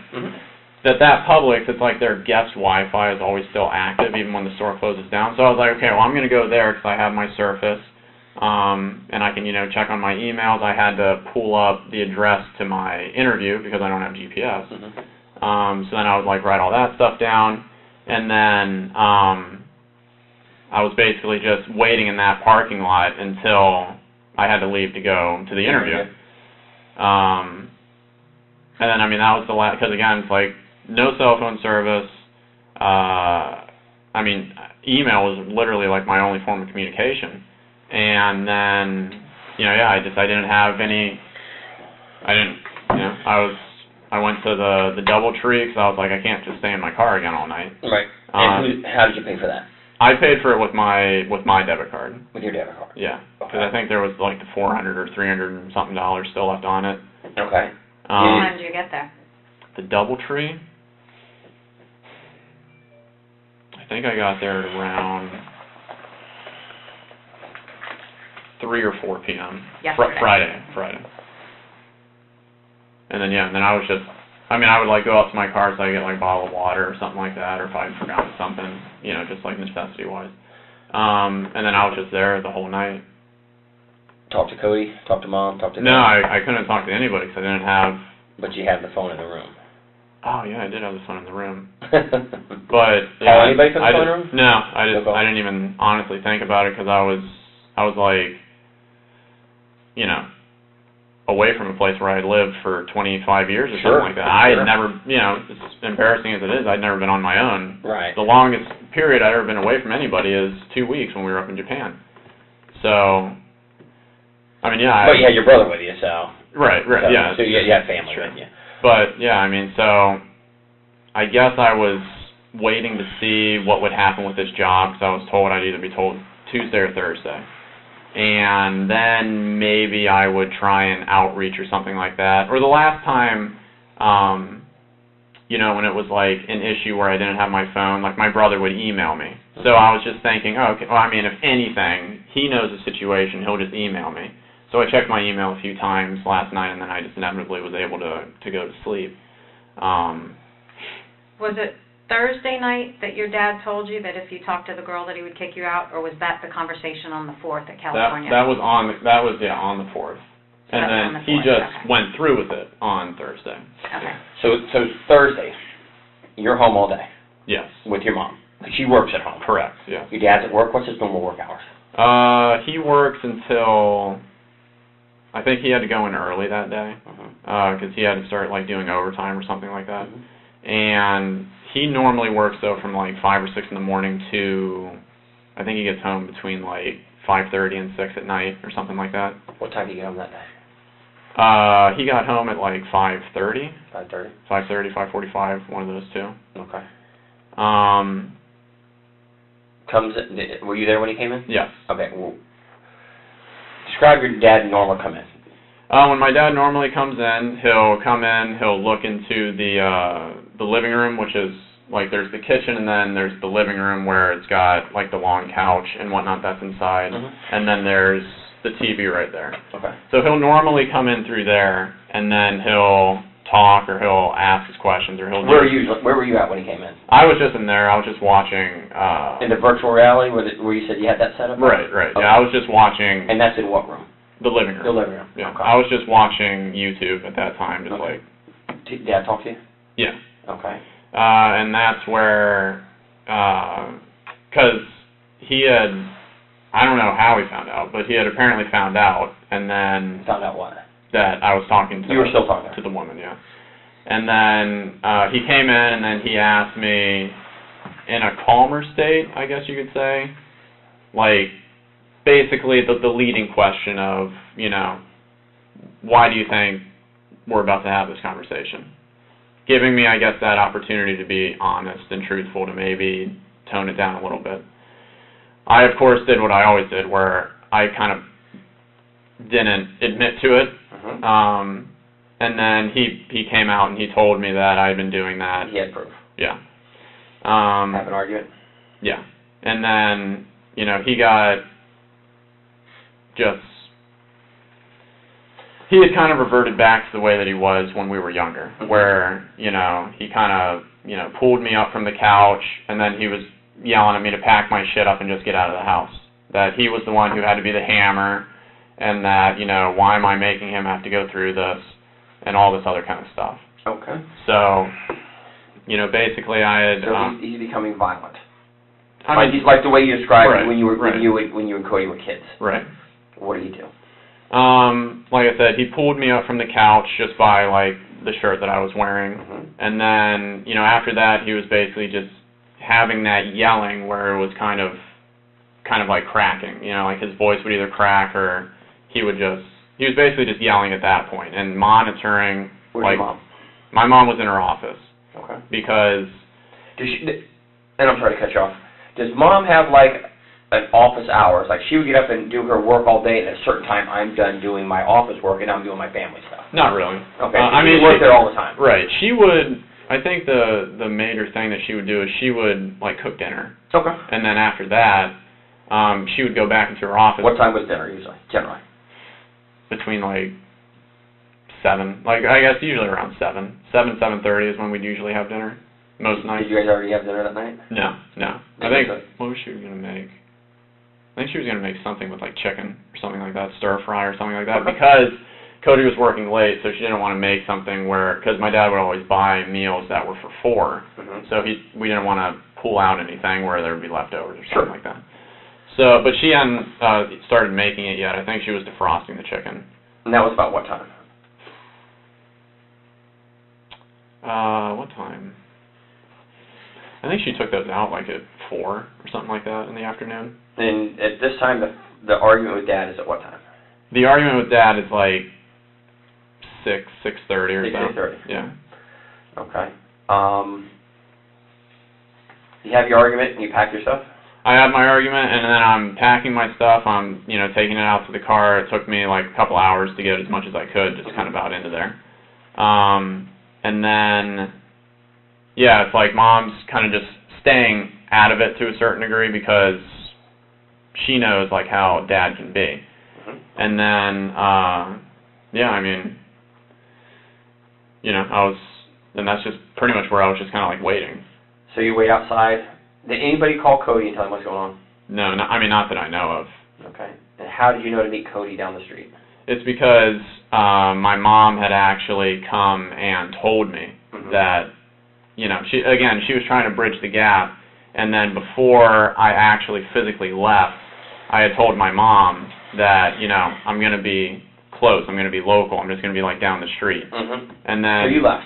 So I left. Okay. And then... What time do you think you left about? Oh, God. If it's 6:30, the argument started, how long do you think before you left? I'd say like 9 or 9:30 or so. And then, yeah, so then,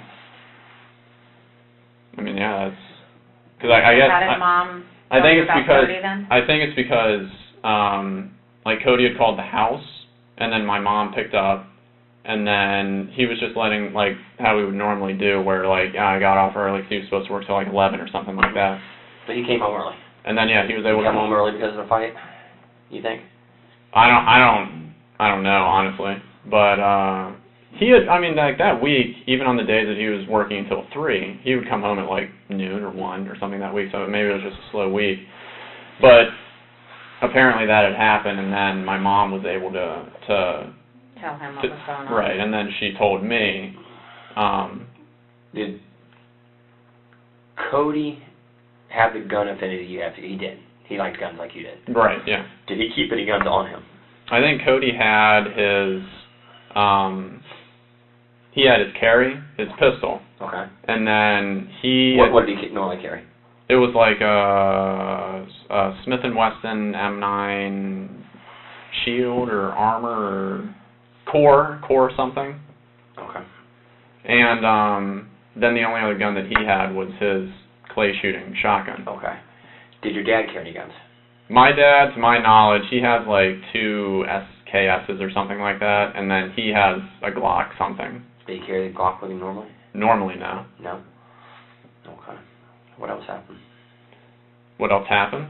Then after I had met with Cody, then that's where, you know, I was again just kind of staying around that area, and then I just went to the Publix, and then to my knowledge, I mean, that was the last interaction that I had with the 3 members of my family was that. Was about what time? Last time you saw your mom was what time, approximately? Last time I saw my mom, I'm just trying to think. Last time that I saw my mom was, God, when did I say that I met Cody? Or when Cody exact time. Stopped by? It was like 45 minutes before that. Okay, so when Cody called the house, you said your mom told him about the argument. Right. When you left, you said you told your mom you were going to be in the area. Right. How then does Cody now know where to meet you, or if he's going to meet you? Yeah, it's because that's when my mom had come out to where I said that I was going to be on that road somewhere. Okay. And then she was able to do that.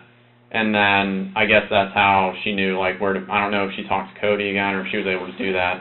But then she was able to, like, pinpoint that area. Okay, so this would have been late at night? Right. 8, 9, 10 o'clock, somewhere like that time? Yeah. So dinner was over. You guys already had dinner? We hadn't had dinner because of the whole argument that was happening. Okay. So, yeah, the chicken never got past just being in the wrappers over where she would always defrost it. So you leave, go on your way, Cody goes home. Right. And you have no contact with him since then. Right. I just want to make sure that we're not missing anything before we can close it out. Just a second, Grant. You want to take this? No, this is a good time right now to take it. I'm good. Bathroom break, anything? No, I feel fine. Sure? Yeah. Just water. I appreciate it, buddy. Thank you.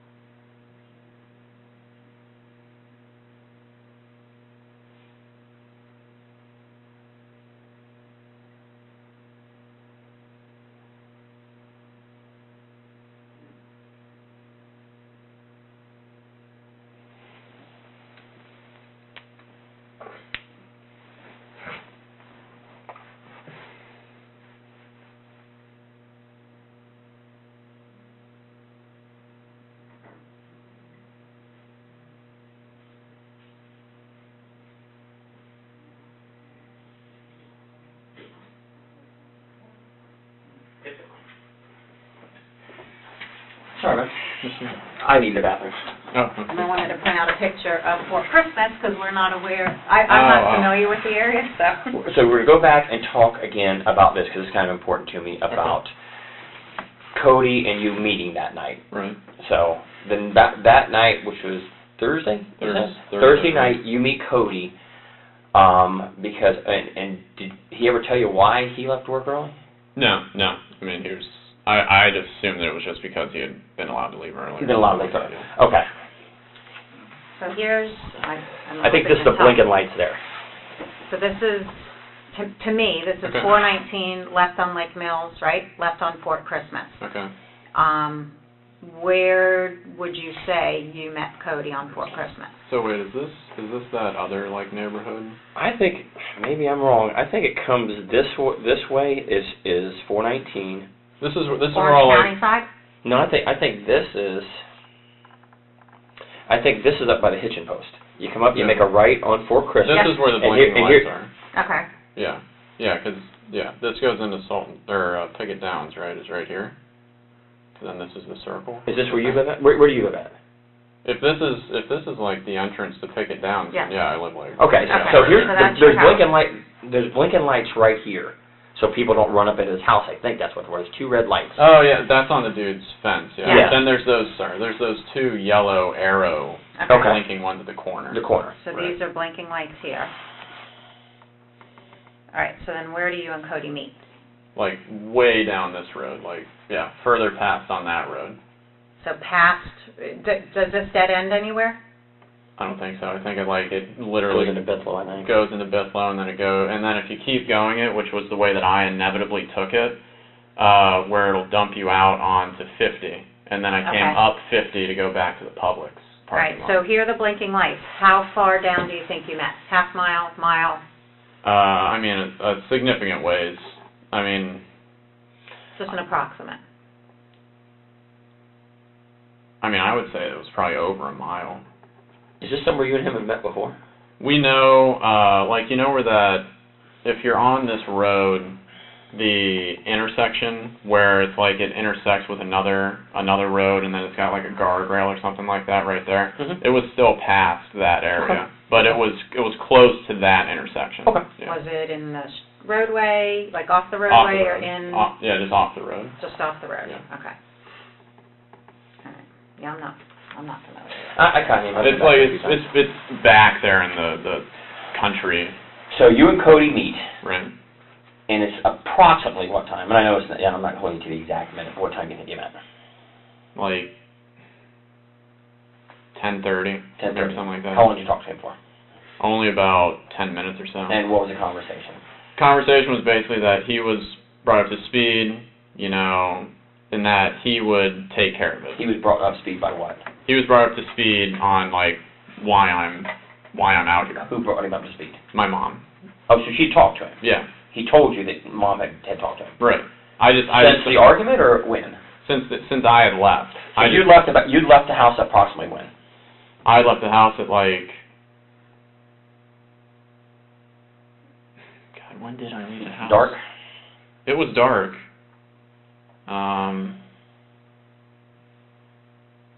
It was after 9 p.m., but I just don't remember. So between 9 and approximately 10:30, Right. you leave, Right. go down to sit on Fort Christmas. For Christmas. Cody comes and talks to you about 10 minutes. At some point, your mom has spoken to Cody based on what the conversation you had with him, correct? Correct, yeah. And she told him what had happened between you and your dad. Right. Okay? Do you think that's why Cody left work? I mean, Did Cody say to you why he left work? No, he never said why he left work, but in my mind I was just thinking, he had been let off work early like three times already this week, so I was just like... 10-15 minutes you talk to Cody. Right. What's he driving? He drives a 97 Honda Accord. Okay. Yeah. You have a conversation, and he leaves to go home, Right. and you leave to go where? And then I stay in that general area just so that if anything happens, somebody like knows where I am. Okay, Like how long if- do you stay there? I stayed there for, I mean, like, a couple hours, I would say. Just That sit on the same side of the road? area where you were talking Like, about? I would go, like, kind of just up and down that road a little bit, just at my cars and just, like, sitting there. Mhm. But for the most, yeah, I mean, I was staying in that general area, and then I decided to go To Publix? to Publix. Which was about what time? Like, between, like, midnight and 1, I think. Yeah. And you go to Publix midnight 1, and how long did you stay there till? I stayed there until, like, 7, I Sleep think, in in the the car? morning. Well, as best as I could, yeah. I mean, I was... Never comfortable sleeping in the car. Yeah, Where but, did you park at, do you know? it's like on the side of it where, like, there's the back end of Publix where, like, all the shipments and stuff come in, and then you go around that corner, and then there's that line of On the spots. on the Publix end of it, or the Tractor Farm Supply end of it? Publix end. So there's some parking there around that side. Yeah. I'm familiar, because I used to live in Yeah. that area. There's a side parking. Right. As you come up forward, you make the left, you go in front of Publix. The ice cream place is out in front. Right. But you're on the side of the building. Right. Did any deputies or anybody ever come by, or No. anybody that worked there? Nobody... Any delivery trucks? I saw delivery trucks, like, in the morning. In the time. morning. Yeah. And 7 o'clock-ish, Between 7 leave? and 7:30, yeah, I leave. and go where? And then I just drive over to where my interview. And I'm sorry, I'm just not understanding. Where was that at? Off Lee Vista Off Boulevard. Lee Vista. So how did you get there? I just drove there. Which way? Your direction of What roads did you use? Colonial to 408, and then I got off on Goldenrod, the Goldenrod exit, Mhm. and then I took Goldenrod all the way down to the Lee Vista Mm-hmm. road. Make a right, Right. going back towards 436. Yes. Okay. Do you have an E-Pass? I do. You do. Okay. So your E-Pass would have probably hit you at the Dean Road, maybe? Yeah. And I don't think there's a toll, if I'm not mistaken, at Goldenrod, is there? No, there's I don't not. think there's No. one. Yeah. So you it work was your the way one. on surface roads all the way down Lee Vista and go. And what was the name of the company again? I'm sorry, I don't think we found it. It's Accreta. Accreta? Yeah. How do you think it's spelled? ACCREDA. Let me see if I can find Or it. it's Accredo. It's one of those two. But it's if you type in that and then like scripts, it'll give you like the other name that the company has. Because then they were also just like bought from Cigna, so they're also called Cigna now. Scripts like... Yeah, like a doctor script. SCRIPTS. Express Scripts. That's the actual, I think, name of the infusion group. But they've kept their name Accreta or Accredo. Accredo's, Express Scripts. let's see, I saw them. Why are you looking that Does up? 6272 Lee Vista Boulevard sound right? Yes. Yeah, 62. Yeah, I remember it being 62. Yeah, I'm sure looking, just look at my phone here real quick and see. I don't know, so. I'm sorry, this is not good.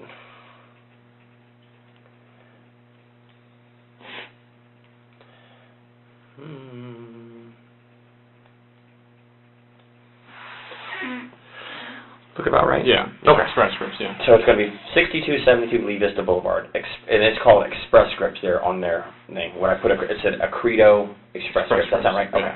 So you went and had an interview with who? I had an interview with the two managers, Erica and Terry. Erica and Terry. Females or males? Females. Okay. Two females. What did Erica look like?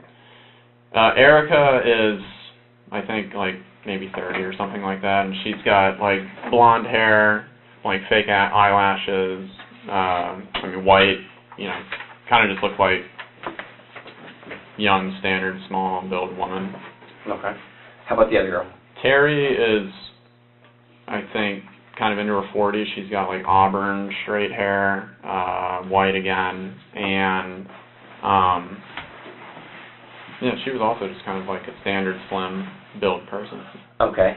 What'd you wear to the interview? I wore my suit. It's just like a Men's Warehouse gray suit. Sure. Like brown shoes. Okay. And you said the interview was from what time to what time? And I'm sorry to repeat. No. I just don't remember off. My interview was scheduled for 10 in the morning, But you got there early. Right, because I was told that I had to print out like my resumes and my other things, but then I wasn't able to the night before. Mm-hmm. So I had brought my Surface thinking that I could print it out earlier. So I got there at 9, or like maybe 8:45. Where'd you print out at? I actually didn't. I mean, they said that they couldn't, but they already had copies of it, Okay. so I didn't have to worry about that. So you had the interview and it started approximately what time? Like 9:40. 9:40 and went to about when? I think it was about an hour. so like 10:30, 10:40 or so. They didn't offer you a job and said they may have something coming forward. It seemed like promising, but then they said that they had one more person to interview on Tuesday or Wednesday of this coming week. Mm-hmm. So, but they said that I would hear something from them regardless, like Tuesday or Thursday. I want to jump back just a second. When you left the house, right. What were you wearing? When I left the house, I was just wearing, like my, like black pants, Mm-hmm. and then just jeans, or just like workout pants kind of deal with it? No, just like workout pants. Workout pants, okay. Yeah. And then I just had a black shirt on, and then was I wearing a jacket? And I think just like one of my sweaters or jackets or something. And you changed where to go to the in the parking lot at the place. I suppose. Okay. You go to the interview. Let's say you're there till maybe 11 o'clock. Right. Approximately. Where'd you go from there? From there, I pretty much just drove around. I was thinking of like passing by the house, but I inevitably decided against it. And then I thought that I had to do like a skills check off for the same exact things, and I had switched into just like scrubs. Okay. But then that didn't end up needing to be done today, or on the same day. Uh-huh. And then I was pretty much just driving around. I ended up going to Waterford, or I had gone back to the Publix area at one point, Mm-hmm. Because I wanted to see if I could get my phone service back. Mm-hmm. But then I was told that I'm not like a registered user. Did you go to a phone store somewhere? Yeah. Which one? The Verizon. Where's The that at? Verizon, which is right there in the same place. In the Publix Plaza. Right. It's Is it down by it's, Tractor Farm Supply? it's right next to the Zaxby's. It's where the family dentistry. Oh yeah, they built a new building up there, didn't Right. they? It's like a little strip, 4 or 5 store there. Yeah. Okay, know exactly what you're talking about. Where you're turning to go to Corner Lakes Middle School. Right. Okay. So you went there and talked to somebody? Yeah, I had tried to get my phone service back, and then Guy or girl? it was a guy. What did he look like? He was a young guy, like maybe in his early 20s. He had black hair. I think he had like a goatee. Okay. What time was that approximately? I think that was the first place that I went to when I came back. So if I got out of there around 11, maybe like 12 or 12:30 or something like that in the afternoon. Mm-hmm. I think. Okay. Couldn't get the phone because why?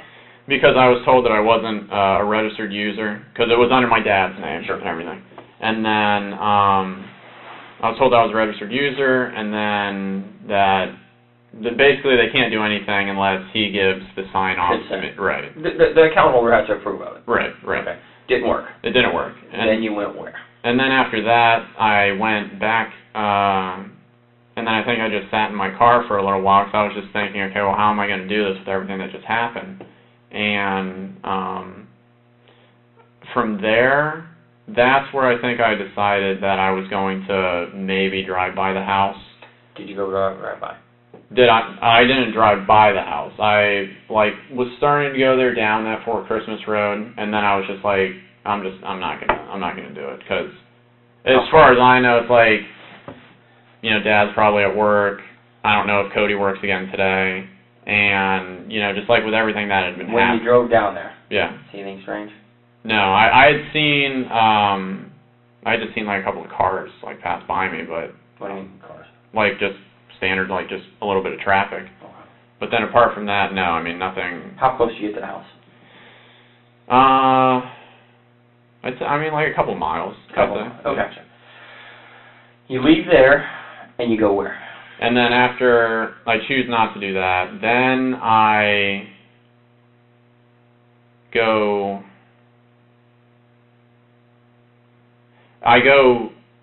back towards the Goldenrod Express Scripts area, because I thought that I had to do the skills checkoff thing. So then I'm going back that whole like Goldenrod-y area. Right. I think I missed my exit, and then I had to get off at. Did you go 408 again? Yeah. Expressway? Yeah. Okay, so you're going back and forth on the 408. Right. Okay. And then I missed the Goldenrod exit, and then I like don't even think to get off on Cimarron. So then I end up like needing to go off on Crystal Lake Drive, Mm-hmm. and then I connect up with 50, and then I just go all the way back to the Goldenrod Road. Right. But then I stop off and I see if there was like any email updates or anything like that, and then Check your email. Yeah. Nothing. And then there was nothing. So then I was like, oh crap, it's not like today. But you've got to pay for things. You've got some money Right. in your account. Right. You had Cody's card tonight? Right. Do you still have your dad's card? Yes. Okay, you still had that. Okay. Do you use any of them? I had used Cody's card to pay for one of my bills that was outstanding. It was just one of those from that site. It was just like a bill that had backed How much up was from that? there. $5.99.99. Okay. Um, Cody know you were doing that? Yeah. He said it's okay to do that? He said to use this to like survive until things can get figured out, because he knows that I only have a few $100s in my name. When He did told you that night that you Right. could use his card and pay off what needed to be paid off? He said to use it for like necessity. Did he give it to you? Yes. He gave it to you, so here, take this and just Yeah. do whatever. But that was normal for him, though. He was, Yeah, he was, because he had for the most always. part, he was footing most of your bills. Right, Aside. right. Okay. So then after the realization that I didn't have to do any skills checkoff, then after that, that's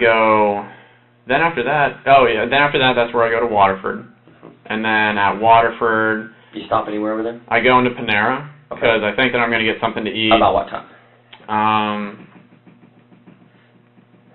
This was like right before I went to the hotel, so it was like after that. That's where I go to Waterford. And then at Waterford, You stop anywhere over there? I go into Panera, Okay. because I think that I'm going to get something to eat. About what time? This was like right before I went to the hotel, so it was like 1:30, 2 o'clock in the afternoon, maybe. Okay. And then in there, I think about getting something to eat, but then I don't really want to use like the other cards to pay for something, and then I know that I only have a little bit, but then I'm gonna have to like sleep somewhere. And again, I'm trying to use like my money for that type of stuff. Trying to So then I'm only in Panera for like 10 minutes or something like that, and then I end up leaving from there, and then that's where I go to the DoubleTree, and then that's where I checked in, and then I was at the DoubleTree all night. Did you go anywhere? Leave? I only came out of the DoubleTree to, I think, get like a water bottle out of my car, and to get like, to get my like my razor out just in case I needed to shave or something like that. In your room. What's in your room back at the DoubleTree? At the DoubleTree, it's my leather, like just shoulder bag, Uh-huh. and then it has my other small leather shoulder bag, I guess you could call it, but it's like a satchel. Okay. What's in it? What's in this bag? In the satchel, it's just got some batteries, some protein bars, just some like ration type food, and then in my big carry, it's got just like some clothes, standard clothes. Mm-hmm. It had my like all the electronic chargers and whatnot that I could get, just Sure. kind of like grabbing and putting in there. And then it has my Surface, my cell phone, and my iPad. Yeah. And then it's got like some like bills, like some previous bills. Does your cell phone have a lock on it? Yes. What's the lock? 2112. 2112 for the lock on the cell phone. How about the iPad? The iPad, I don't know. I never turned it on. Oh, you've never even used it. No. I've used it before, but I never turned it on since I got it back. Because my dad was like keeping all of that stuff like locked and Sure. put it somewhere. Yeah. Slept there last night. Talked to anybody? I messaged the girl that I'd been talking to So you on can't Twitter. find her? Yeah. On Twitter, so you have to pay for it. Right. Did she respond back to you? I think once, like 1 or 2 responses. What's your Twitter address? I'm sorry, I'm not a Twitter person. No, it's just Grant A. It's just what it is. It's just Grant A. With a space. Grant space A. I think if you type in Grant space A, it'll like pull up my picture. Okay. But it's like one of those Grant space A 84950. It's got like 9 numbers after. Okay, I'm sorry. I'm not a Twitter person. So Oh, no. I don't know that much about it. Sorry, when you get at our age, sometimes some of these things have passed you by. And Oh, no, yeah, that's fine. I appreciate you explaining to me. So the Surface and iPad have no passwords? The Surface, my computer has a password, but it's, again, the PIN is just 2112. You're just using a home address. Yeah. Something easy to remember. Yeah. Okay. And then, but with the iPad, I don't know if it has a password on it because I never turned that on again once I got it back. Okay.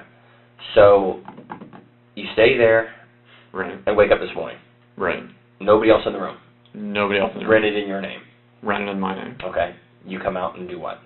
You come out of the room today to go where? Where are you going? I was going to go down because I had like one more bottle of water in my car, Mm-hmm. and I had just finished eating like just a little granola bar thing, so I was like, I'm just going to go down and get my bottle of water. And you found what when you come outside? All the police officers police were there, officers. yeah. Okay. Real quick, do you know if there was a password on the iPad prior to your dad taking it? Yeah, but it was just, they were always like 2112. Okay, Was so whatever. everything was the same. Yeah. Okay. Here, we got a better map, just to, Oh, okay. and I can't see that, so. Okay. I'm blind. Like Mills. Okay. We've marked off there just for ease, and it's not. There's your house. Okay. Here's the guy with the fence with the lights there, Right. and you went down Fort Christmas going into Orange County. Right.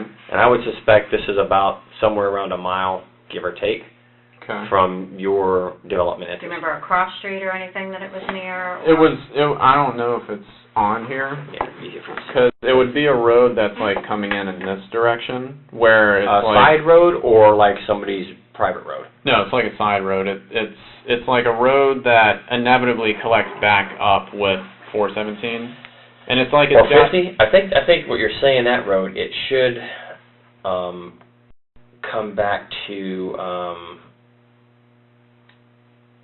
50, if I'm not mistaken. I think there's a split where it splits off, and if you go left, it'll wind up. Oh, yeah, it was before that.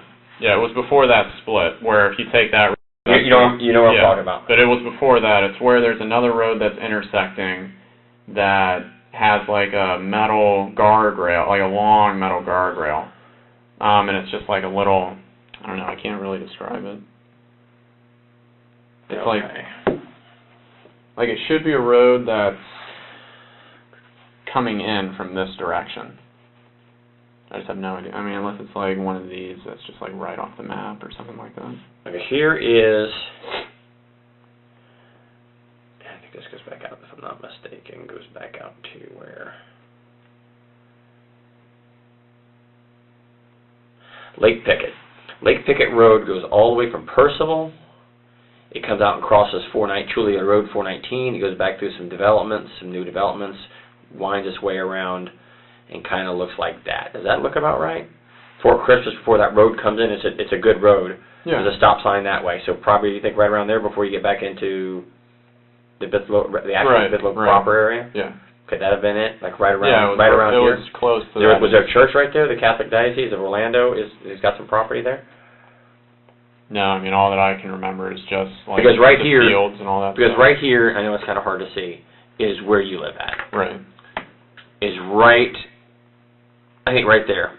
Yeah. Sultan's right there. So then yeah. That other road comes down, you say where the lights are down that way, and the only real road that comes down and goes back to the east will be that right there. So it's probably that. Yeah, I did not know. But it looks like a decent-sized road. It wasn't just like a little driveway or somebody's private road.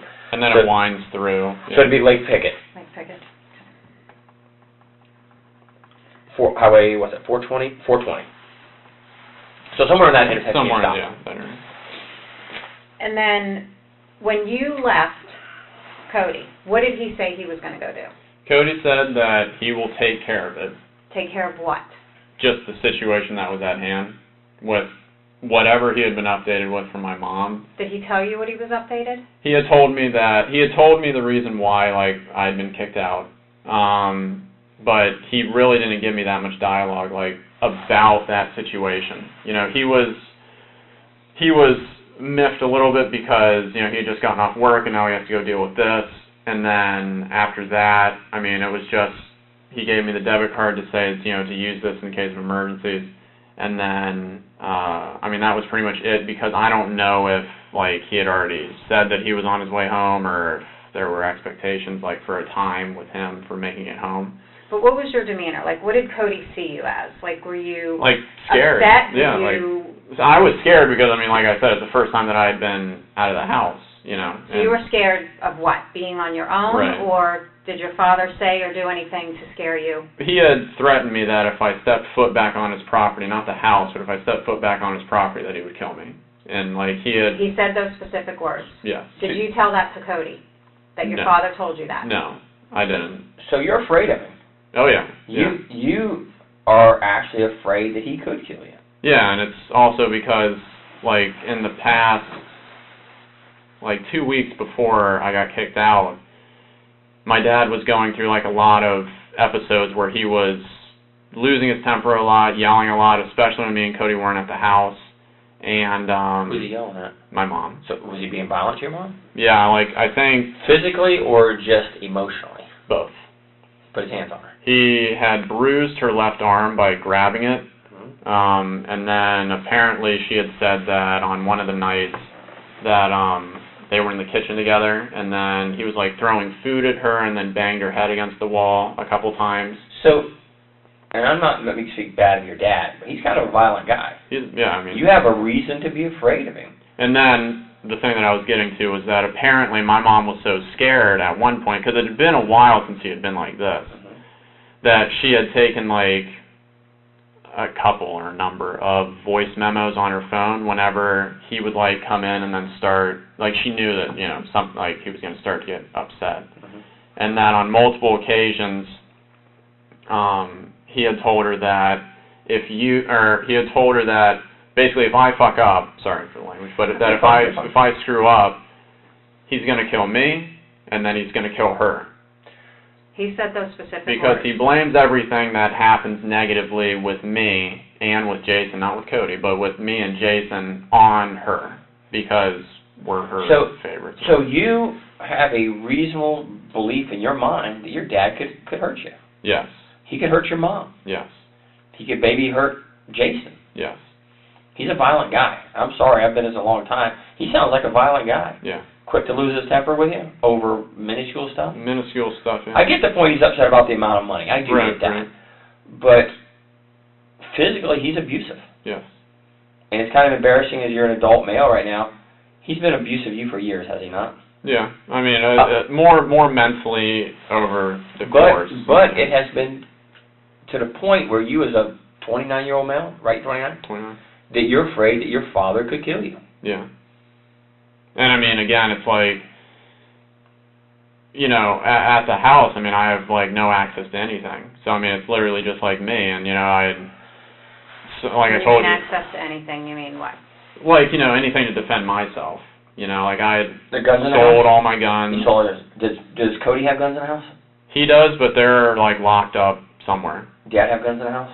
Again, yeah, but they're locked up somewhere. And you don't have access to them? I don't even have a house key.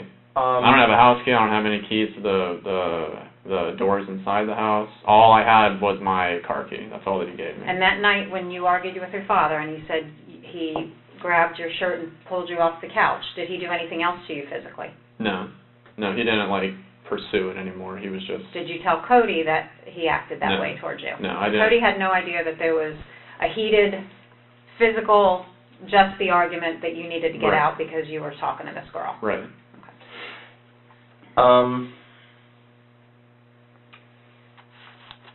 We've come and talked to you. Okay. You rode up here voluntarily with us to talk to us. Why do you think we're having this conversation?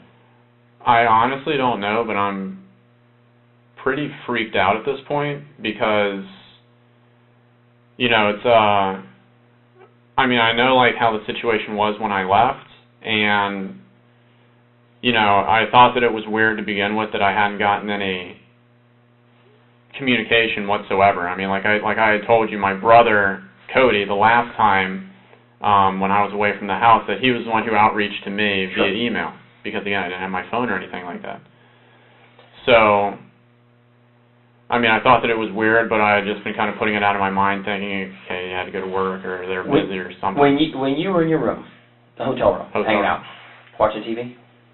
No, I didn't turn on the TV. I had on just like music in the background, just kind of helped me go to sleep. Are you sure about that? Because the hotel, it's weird, and I didn't know this. I used to travel a lot for work.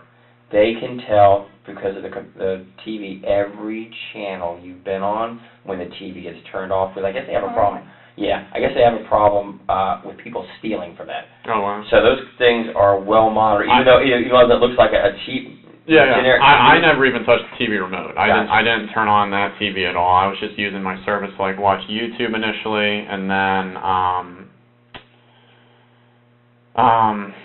You were checked. still using the service to check things. Right. So yeah. there'll be a history of everywhere you went on it. Right. Yeah. Okay. As a child, we're told the truth always is the best thing to do. Correct. Correct. You agree with me? Yeah. And accidents happen, and things in the heat of the moment, things happen that we wish hadn't happened. But I do it myself sometimes. My kids will make me so aggravated, I'll snap at them and then walk away and say, wow, I wish I would not have done that. That was not very adult of me to snap at my child for something. Yes, they're wrong, but I should be the adult and not snap at them. Right. Tell me what you think, because I can tell I've done this for a long, long time, and I read people, the way they act, and the way they talk to me, and the way they answer questions. There's something you want to tell us. I can see it in your eyes, I can see it in your body language, and just the way you act. Now's the time. Now's the time. If there's something you want to get off your chest and give us an explanation of what's bothering you, now is the exact time to do it. And I'm giving you that opportunity right now to tell me something you want to get off your chest. It's there. I can see it in your face. I can see it in your eyes. Kept out about that night. You're upset about it. You've been that since we've talked to you. I can see there's something been bothering you. Even though I don't know you from Adam's house, can't you see things in people that something's really bothering this guy? It's not that, I spent a bunch of money I shouldn't have on this girl. So be it. You did. It's over with. Money can be made back. Something's bothering you. I'm just worried about what is all transpiring from this. I think at this point right now, to be honest with you, Grant, you know what it is. It's in your eyes. Your eyes is the view to your soul, and it's in your eyes. And it sounds stupid, and people don't believe it. Like I told you out there in the car, did I not tell you? You may not like what I say, but I'm going to tell you the truth. I'm going to tell you the truth every time, because I can walk in front of anybody in God and say, I don't care. I told him the truth. And we usually know answers before we ask it. Right. Me and Eva knew everything before we asked you the questions. Now's the time to come to Jesus, be honest, because you're holding something back. I can see it in your eyes. People don't believe that the police will help you, but we are actually here to help you with issues you may have. I think something happened, and you don't want to tell us, but right now is the time to get it off your chest. And I really wish you would, because it will make you feel better in the end. I genuinely don't have anything else that I can say about the night or the periods of time afterwards. There's only one opportunity to make that good impression. And if we've done something we shouldn't have done, you fess up to it. You caught your hand in a cookie jar, you do it. Now, is there anything else that happened at the house that you didn't tell us, that you've left out, or we haven't asked you, that would be of importance? Or during the time that you drove around for those few hours, did you ever really go back to the house that you haven't told us about? Something that happened that caused you to defend yourself. No, because again, it's like I didn't have any means to defend myself. I mean, I didn't. Well, we know from talking to that there's weapons in the house. Right. We know that to be a fact. Something happened that caused you to defend yourself. Whether you had anything or not, you found something to defend yourself with. I can't tell you everything. I'm not going to tell you everything. But something happened.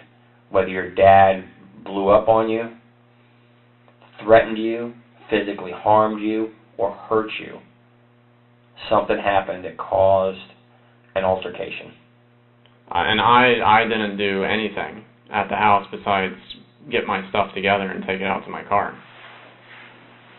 And that's, I mean, I didn't, besides that one thing that I told you guys where I was going down the road to come back maybe, besides that, I mean, I didn't. So you saw nothing that was out of the ordinary? No. In the Fort Christmas area or 419 area? No, I mean... Did you even get up to the Lake Mills Fort Christmas area where that guy's blinking lights are? No. When I came back, I didn't come up to there. There is, and you're better at electronics than I am. I'm gonna go ahead and admit that. There's a digital footprint, and there's ways to see things that we know that don't make sense. Even though your phone may not have service, there's still issues with the phone. Right. And it was on you the entire time when you left the house until you were in touch with law enforcement. I can track places you've been, and I know where you have been, and I know what time you've been there. And everything you're telling me isn't just copacetic and doesn't add up. Because there's what I think, what you think, what she thinks, and then there's things that are hard facts that you can't manipulate. Right. You know what I'm saying? I think something happened at the house based on my knowledge right now, and you're afraid to say it. You're afraid to come back and say that I was a victim, I was hurt, I had something that happened there that I don't want you to tell because it's something maybe embarrassing or not good, but I know a lot more than I can let on right now. And things you're not telling me, I can't help you if you won't let me help you. So where's the missing piece? What have we missed here? I mean, when I had come back that other time, I crossed in front of the dude's fence, the red blinking lights ones. What time was that?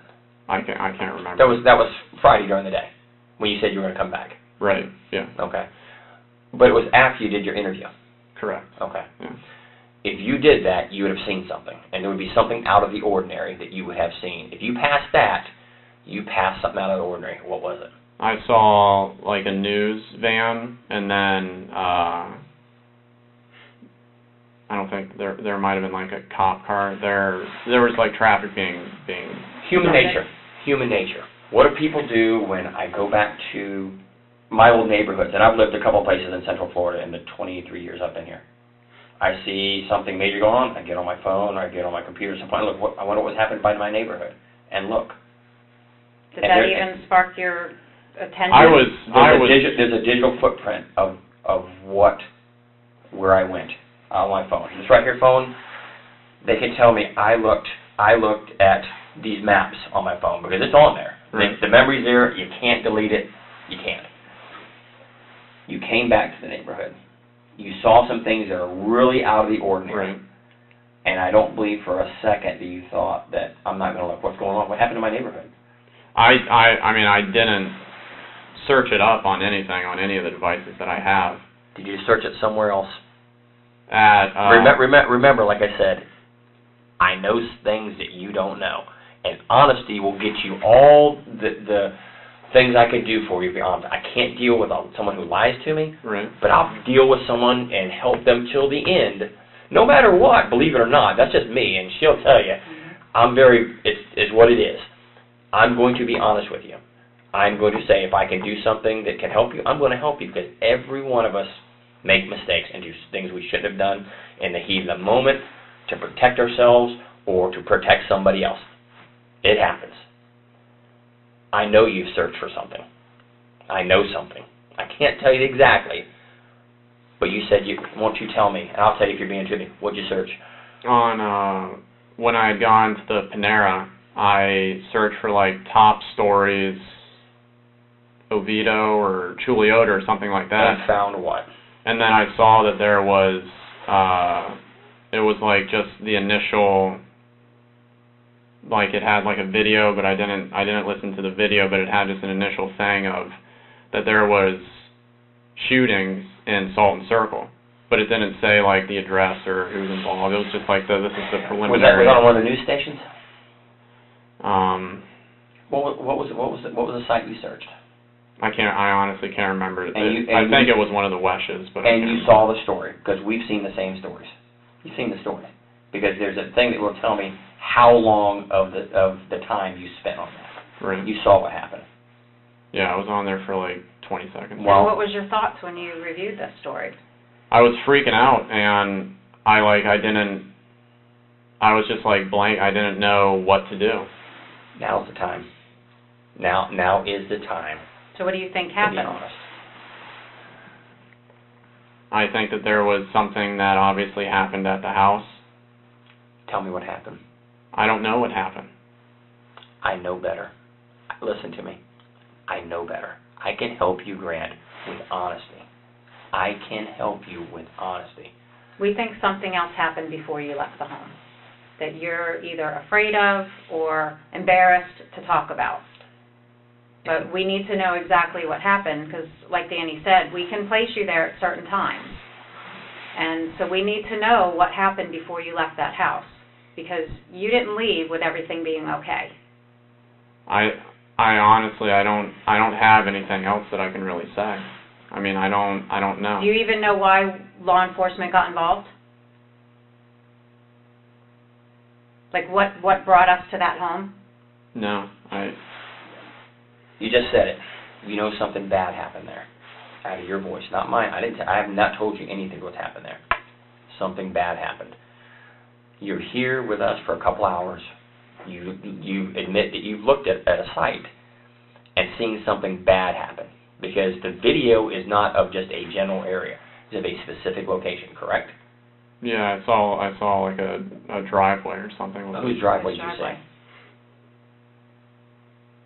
I don't know. I saw like there was like a gate. There was a gate, and then I saw like that there was like 2 cars, but then I didn't see anything past that. Okay. Well, is that driveway and gate your home? I honestly did not fixate on it for like a long period of time. I saw like the one with an actual like gate. You've been here with us. You think something bad has happened at your house, and to date, so long you haven't even asked us about anybody.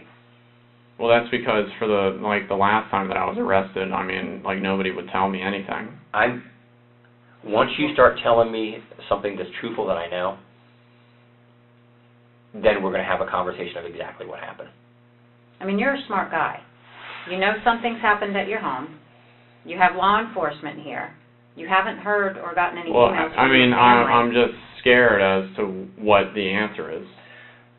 Well, you need to help yourself by filling in the blanks of what happened that night so we can give you the answer. Did anything more happen with you and your father besides him grabbing you up from the couch and yelling at you and kicking you out? Anything at all? Did he harm you, hit you, No. draw any weapons on you? No, he didn't do anything like that. I mean, he was just yelling.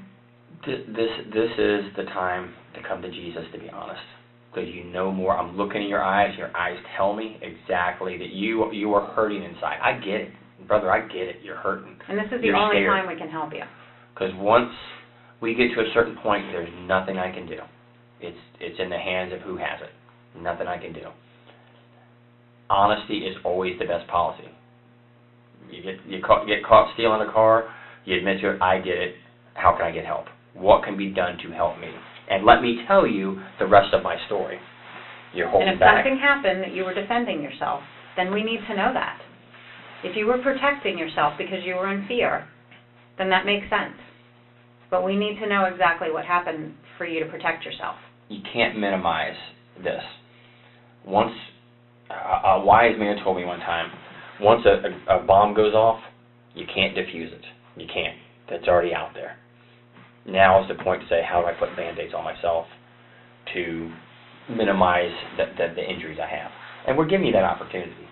I want to give you that opportunity. I don't think you're a bad guy at all. I really don't. I think you're going through a very stressful and emotional time right now with being out of work and just dealing with all the problems with the arrest.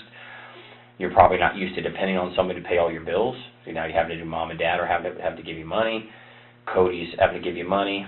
And there's a significant debt to people. $200,000, I don't know what I do. I mean, mortgage, yeah, I get it, or something like that, or a medical bill for my child, yeah, I get it. But talking to some girl, in Bulgaria, you hit it right on the head. You were embarrassed about it, and you have nothing to be embarrassed about. And that. you said you had a connection with her. Sure. And Here it is, man. I want to help you. She want to help you. You gotta come to me with the truth now, because I already know the truth. I do. here's the chance. You can shake your head no and say I don't know. You do know, and I know you know. She knows you know. There's a reason you didn't go back to the house. There's a reason why you haven't tried to reach out. I mean, it's odd you haven't heard from anybody. Yeah, I mean, it's like it's words that like I can't think of to even say. But I'm assuming that,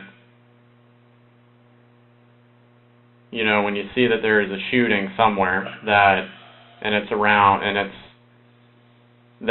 it has to do with my family. Your family has no known enemies. Nobody has a problem with them. Nobody. Right. Continue what you were saying. You said when you But I mean, that's like I don't.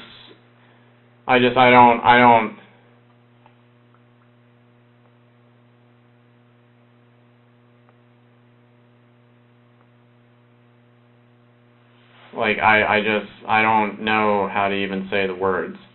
Well, give me a roundabout what you're thinking. That somebody in my family's dead. And how does that make you feel if you're thinking that? I have absolutely no ability to comprehend the words, because, like I said, I've been there for my whole entire life, and even though there's been struggles and everything like that, there hasn't ever been any issues. There's never been the struggles or the issues like happened Thursday. Never for you. I believe you 100%. I believe it's never been like that. But something happened Thursday unlike anything you've ever experienced in 29 years of your life. Never. And maybe you felt that was rock bottom for you. You were getting kicked out of the house. Your father gave you an ultimatum. I mean, that's, you know, you're already dealing with the debt, and, you know, now you have to stop talking to this girl, and now you're being kicked out of the home. I mean, I can understand how you would feel. I mean, that you'd want to lash out, or, you know, if something happened, you'd want to defend yourself. Sure. Absolutely. But we need to know what happened. I mean, I can tell that you guys are, like, leading me into a certain way of what... The only thing we're leading you to is wanting to get the truth from you. Not trying to make you say something that's not true, that's not accurate. The truth, the end. That's it. That's all we want is the absolute truth. Because it's got to come from you. It can't come from us. It can't come from us. Do we know what happened? Yeah, we already know what happened. But it has to still come from you, the truth. Because the parties involved, that's, in all cases, you want the truth from them. I don't want somebody to say something that's not true. Absolutely not. I want them to say, this is what happened, and here's why it happened. Because sometimes there are things that are justifiable. I'm dealing with a case right now where some people were jumped in a house, there was a shooting, and the people involved in the shooting are not going to be charged because they have the right to defend themselves. Nothing in the state or federal law says you have to be seriously physically harmed or killed. Nothing does. You have a right to defend yourself. Absolutely, you have a right to defend yourself. If you're in fear of Sure. you being hurt or your life. But Grant, I just need you to come. It's there. It's there. I can see it. It's on the tip of your tongue. You want to say, let me tell you what happened. I'm being honest. I think you're being honest about 95% of the story. I truly do believe you're being honest about that. I think it's that 5% as most people, because they're afraid to actually talk to us and tell us their story. And sometimes we can help justify their story once they tell us the truth. It's a fact. It happens that people are afraid to tell things. They're afraid, I'm going to get, you're not going to believe me, you're not going to like me, you're going to think bad of me. It's not the case at all. I have no opinion one way or the other. I don't know you. I don't think bad of you. I just don't know you. If you're a friend, I would think different of you, or somebody I know was something else, or had previous dealings. Yeah, I may have an opinion, but I don't have an opinion of you. I just don't, because we don't know each other. We've never contacted each other, have we? No. So there's no reason for me. But I've been honest with you the entire time, and I will continue to be honest with you till the remainder of my career at the Seminole County Sheriff's Office. I'll always be honest with you. Call me and say, hey, this is. I'm going to tell you. Again, you may not like it, but I'm going to tell you. That's just me. And some people don't do that, and some people will tell you things that are misleading. I'm not going to tell you anything that's misleading, because that's my word. That's my integrity. That's my character. now's the time, my friend. I want to help you. She wants to help you. And I'm telling you, I'm going to help you. Anything I can do within my power to be honest with you. I'm going to. That's it. But I got to have the truth from you. I can't get it from somebody else. I can't get it from her. I can't get it from other people I work with. It's got to come from you. I already know. I'm telling you, I already know. I got a couple more years. I'll retire. I'm going to take my career with me and be happy with what I've done because I've been honest with everybody. I'm asking you to be honest with me too. I want to help you. I mean, apart from the times maybe being wrong, I genuinely don't have anything else that I can say about what transpired during the nighttime. So when you left your house, everybody was fine. Yeah. And when you left Cody, everything was fine. Well, we got called to the house because Cody didn't show up to work. So law enforcement goes over there, and can you tell us what we found?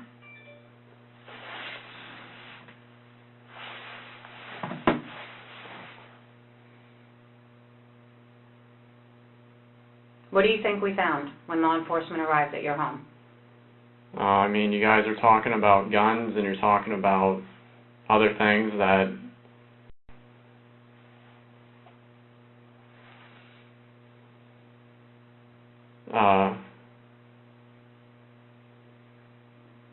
and then the website and everything, that something happened to him. Who's him? Cody.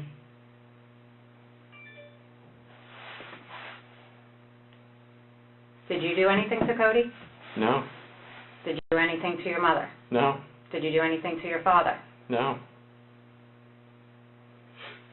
You have any reason to believe that anybody else would harm them?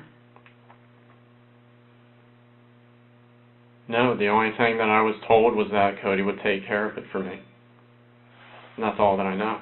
But you didn't tell Cody what your father said to you, correct? Correct.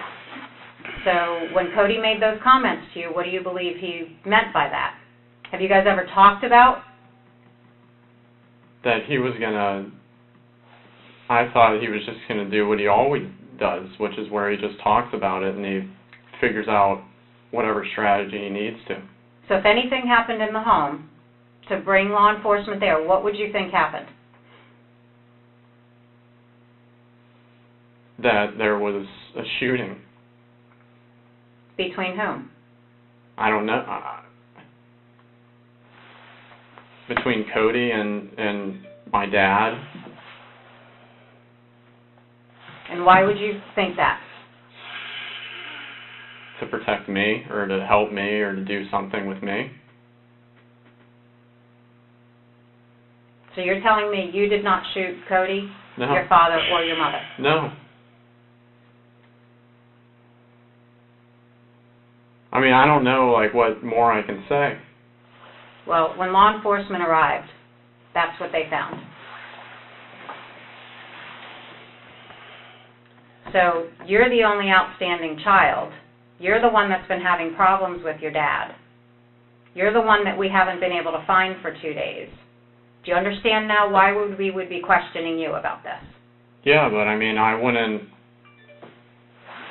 like, I wouldn't be saying, like, all, like, I don't know the way to, I don't know, like, what to even say. We're trying to see if there's anything else that you've left out during the night from when you first came home and confronted your father, or when he confronted you, until the time you left, that you've not told us. There was nothing,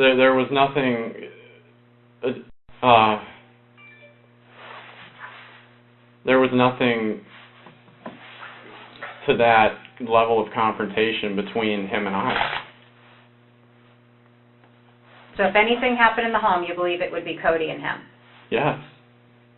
Because I don't have, access to anything. Well, I can tell you from what we learned right now, because you know what the news has said, correct? You know what the news has said. I only know that first story that I saw, and then I didn't look again. And what did the first story say? That there was a shooting in the Salton Circle area, and the investigation is ongoing. Okay, and what did they say? They say the status of the people inside the house? What did No. they say? Because all the news have reported the same thing. Every one of them. The sheriff has held a press conference. The sheriff has provided information to the media.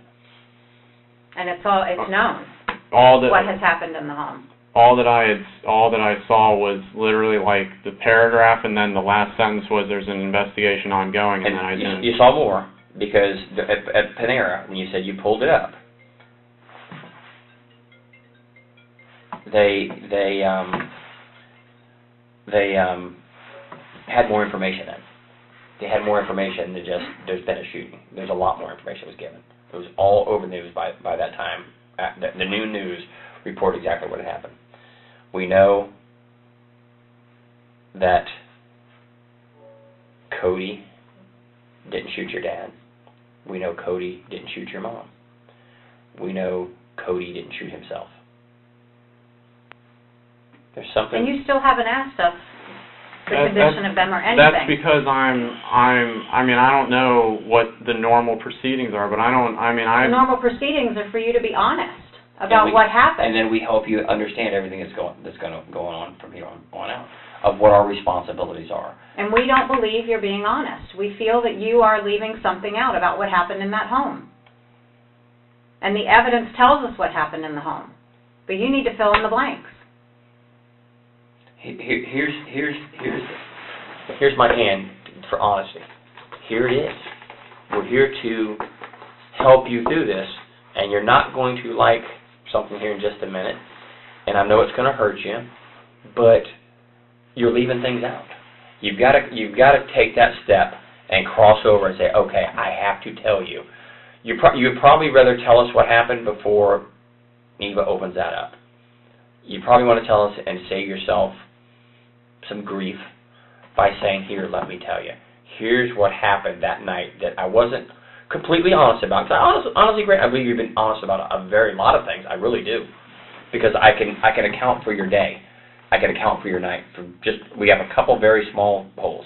95% of the story I already know. That's why you're here with us. And again, your cell phone's going to put you in the areas. We're going to check exactly where you were throughout the entire time you started this conversation. No. So if you went back to the house and did something, or how long you were there, we're going to know. No, I never did anything like that. Just things like, look, remember I told you digital footprint? Yeah. E-Pass tells me where you went. We have a thing called LPRs, license plate readers, in different places all over everywhere.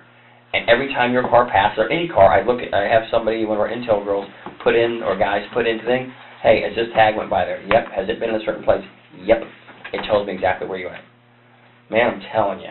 I know it's hard to trust the police. I know people don't trust the police. You got to give me the chance to trust me. You have to. I already know. I know what happened. I know. 95% of the story, I know what happened. And so do you. And it's in your face. It's in your emotions. It's in your body language that something is severely, from the minute I met you in the hotel, severely bothering you. And you knew why we were there the minute we came to see you. You knew why we were there. You knew it. And you knew what I was going to tell you at some point during the course of the day, what was going to happen. You already know, because you've checked on it. I know you've checked on it. There's a way to tell. I said the best thing about the internet and electronics, they tell a story. And they tell how many times things have been looked at, what's been looked at, and how long you spent there. Sheriff can tell me every website I've ever been on this iPhone. Every one. And how long I was there for. Every meme I made up to send to somebody something funny as a joke, they can see it. I'm here to help you, man. I'm here to help you get through all this. I am an honest guy. I'm going to be honest. And when it's all said and done, I'm going to be honest to the very last day that I deal with you. And then when this investigation continues, I'll go on to the next person and be honest with them. But I got to have you step over that little bit of line. Basically, we got a line here. And you're so close to wanting to step over that line. You have come all the way from the back side of that table over to here. And now you're right about right here that you want to do it, but you're scared. I get that, my man. I get you're scared. But something happened there that kicked us off, unlike anything that ever happened in your life, to get to where we are today. And I just need you to tell me exactly what happened. Here's your brother, the guy who's always looked out for you, correct? Paid for your trip to Japan, paid bills. Your dad and your brother have paid $200,000 of this video chat, whatever, with the virtual, not the virtual, but the girl in Bulgaria. Dad's pissed about the cost. I'm sure I'd be upset too. $200,000. Think of the car you could have for $200,000, or paid off college debt or whatever. Some girl in Bulgaria got basically your college debt. Now I'm sure your brother and dad may have been as happy if you take that $100,000 and paid off that program. But there's a lot of pressure on you. I get it. I need you to step over, man. You're right there. You're right there at the end, ready to go. We're ready to take the information from you and move forward. We're there. I just need you to take that last step over and say, all right, let me tell you what else. I've been honest about the vast majority of this, but let me tell you what actually happened that night. It's there. When you're talking about the phones, because I'm illiterate when it comes to phones and Wi-Fi and all that. So you said when your dad cut off your phone a few days ago, you had no phone number, like no way to call, just pick up the phone and call someone, correct? Right. So when you would communicate on Twitter, like you said, either on your cell phone or your Surface, you would have to be connected to Wi-Fi. Is that correct? Right. When you were in your home, were you connected to Wi-Fi? No. Talking to these, when you did the Twitter and so on and so forth, were you connected to the Wi-Fi at your home? Yes. Both No, wait. No, I wasn't. I was on the LTE. I was on LTE. I was just on the cell service. And you can still do the Twitter thing on cell service on Right. the LTE at home? Right. Okay. And then when you are at the Publix, Right. you're on what? That's on Wi-Fi. Publix is Wi-Fi? Right. Okay. And then you said the next time was at Panera? Yes. Was on the Wi-Fi? Both your cell phone and the Surface? Just the Surface. I hadn't. At the Panera, it was just on the Surface. Okay. All right, so again, with the whole digital footprint like Danny's talking about, you know that we will know exactly where you were at every time that you connected to Wi-Fi and how long you were connected to the Wi-Fi. You understand that? Yes. Okay. So when you drive away from the Publix or you're driving away from Panera, we will know all of that. And every hot spot you hit along the way, it's going to ding. It's going to make that connection, even just for a brief second. And I'm very familiar with that area out there. I used to live out at 419 and 50, and I know just about where every hot spot is along the way. So it's going to be boom, boom, boom, boom, boom. I want to help you, man. I really do. But you've got to take that little step and trust that we are going to do everything that we can do. And be honest with you, we're going to do it. But I need you to step over. You have to, because what happens if you don't? It's going to be something that we just can't do anything to deal with. We can't. Honestly, I've talked to people. I talked to a guy that was responsible for a lot of bad stuff in South America, and we sat down over a course of a month, and he finally admitted to some horrific things. And felt a lot better about it, right? Because he trusted us. Because he realized, the typical thing, the police, all they do is lie to you, or whatever. No, I'm not like that. I'm not in that negotiating either. I just want the truth. I want the truth to be told, no matter which way it is. And you will feel so much better. We're talking about your family here. So you telling us anything that we're missing, you're going to feel a lot better by telling us the truth.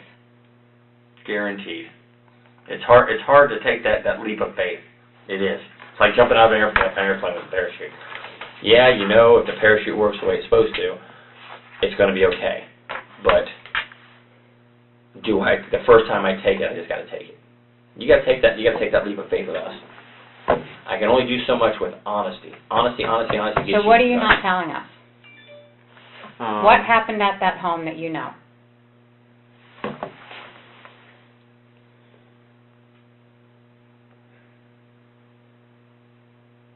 Grant, I know you want to tell us. It's on the tip of your tongue. I know you.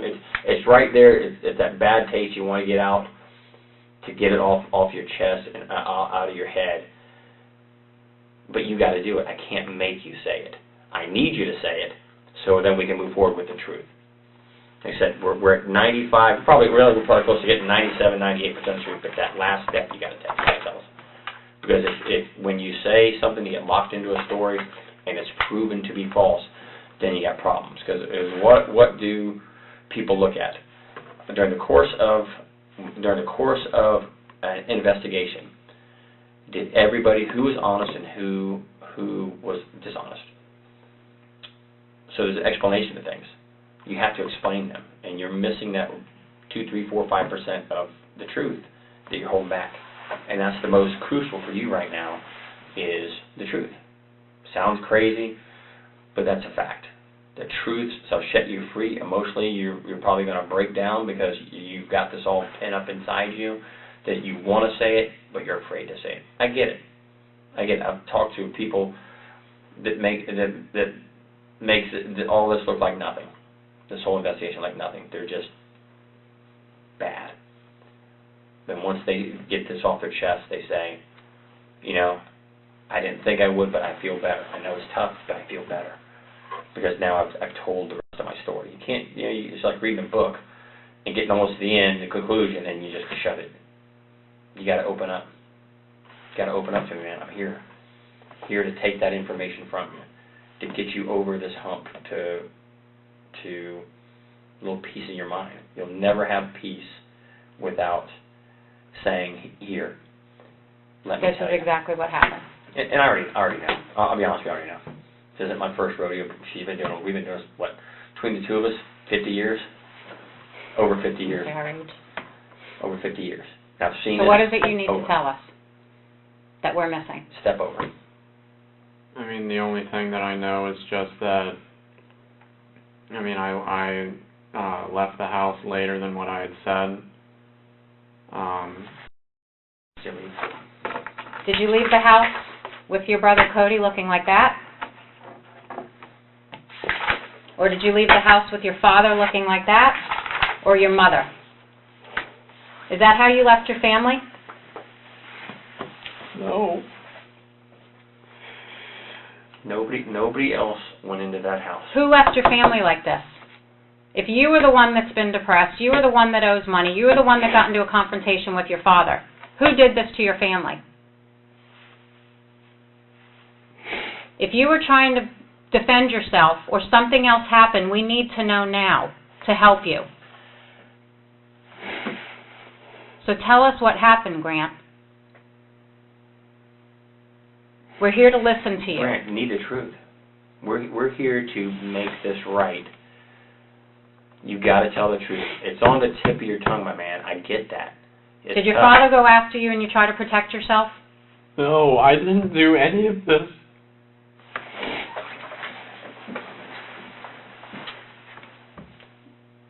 There's something that's going to come up that is going to make this all come real.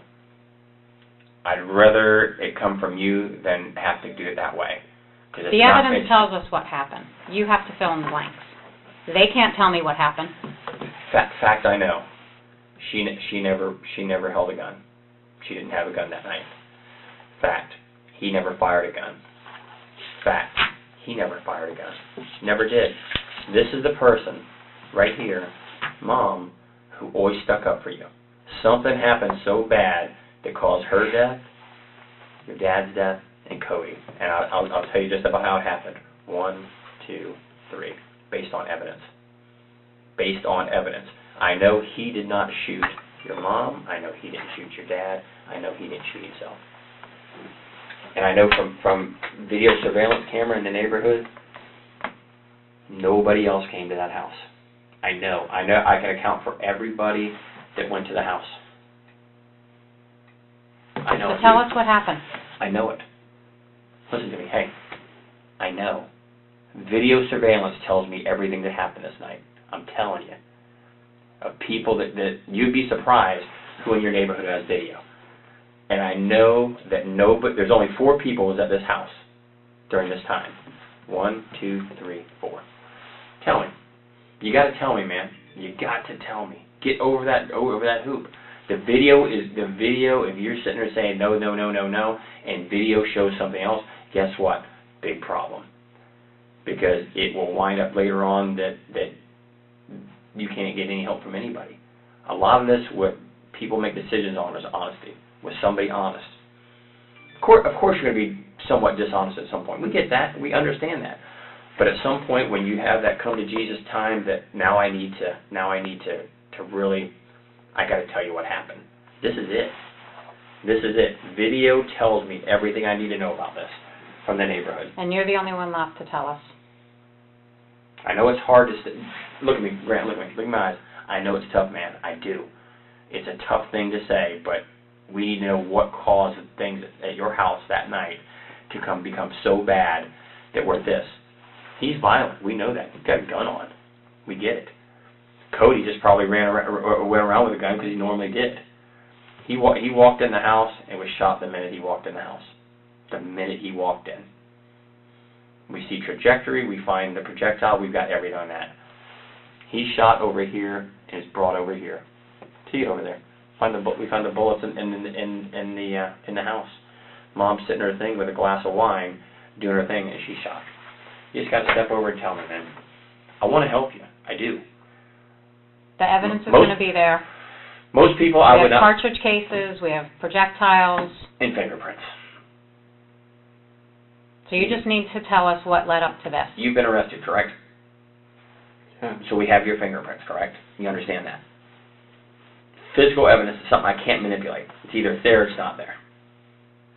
Didn't fire a gun, didn't fire a gun, didn't fire a gun. None of them did. None of them did. Cody did not go home. Or did your father point a gun at you? No, there's nothing else that I can say. Then this is not going to end up the way you want to with what you're telling me right now. Factual items do not support what you're saying. Nothing that we can make up, or I think, or she thinks, or whoever thinks. You got to be honest. The minute you start being completely honest, and you're pretty honest, I'm not going to say you're not. The minute you tell us what happened to get this to here is the second that we start moving forward with healing. You say you can't something? Yes, you can. There's something that you have done that proves different. I'm telling you. I don't know how else I can't make it any clearer. There's something there. Just tell me. Tell me. Your emotions, your demeanor, your body language, your eyes tell me everything I need to see about you. You want to tell me in the worst way. You want to get this pain off your chest. Do it. Come forward. Tell the truth. It's like going to church and doing your confessional.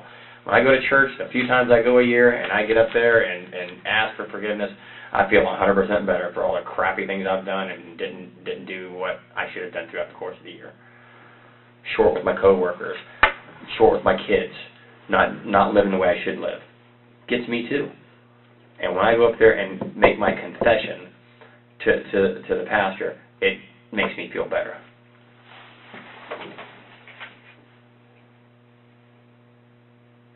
I mean, there's just nothing else that I can say. There's nothing else that happened in that home while you were there that would lead up to this?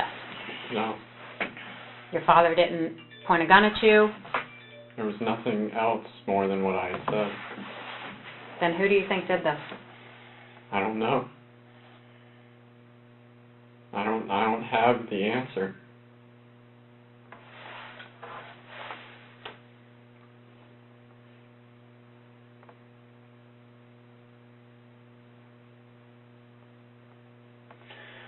I'll give you a few minutes to think about this and think about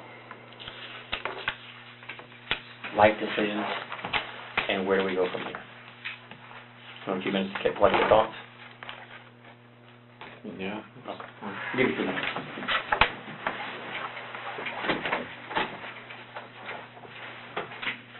Do you need a drink or anything, Grant? No. Okay.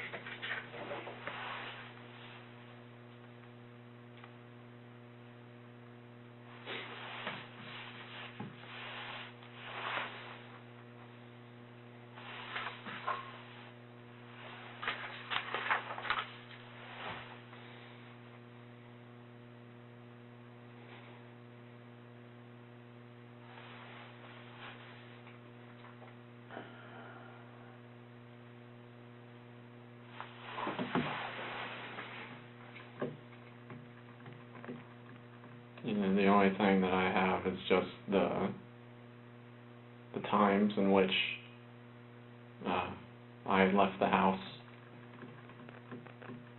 You know, there was still an argument when Cody had gotten home, and then there was nothing that he could do to help me. So I don't remember the exact time when I actually left, but I had left later than what I had said. So you were home when Cody got home? Yes. Tell us about that. What time did he get home, and why did he come home? I mean, he got home at, I think, like 10:30. I still think that's when he got home, was like around 10:30. I don't know why he was able to leave early. And what was going on at the house when he arrived? My dad and my mom were arguing, and then I was still just packing up all my stuff, or gathering the things that I could gather.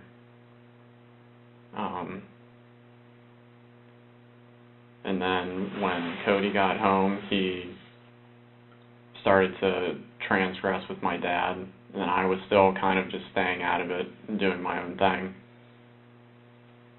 And then the end result was still the end result, and then I had to still leave.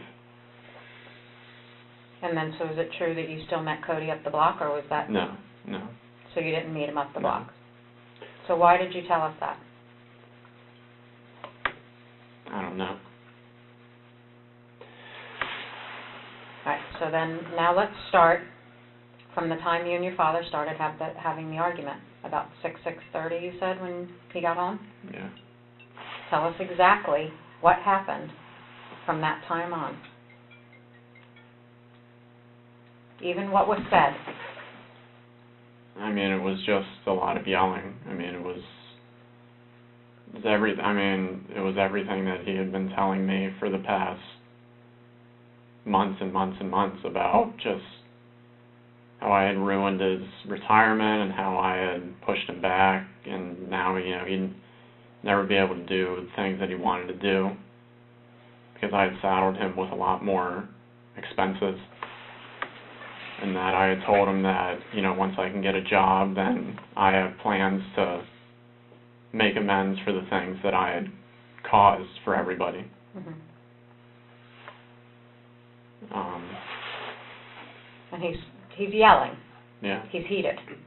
Are you yelling back at him? No, I had never yelled at my dad. And are you sitting on the couch downstairs, like you said? I was in the living room, yeah. And at what point does he put his hands on you? It's just, it's like maybe 5 minutes into the conversation. So, I mean, there wasn't really anything that was a trigger that I can think of. What was your reaction when he grabbed your shirt and pulled you up?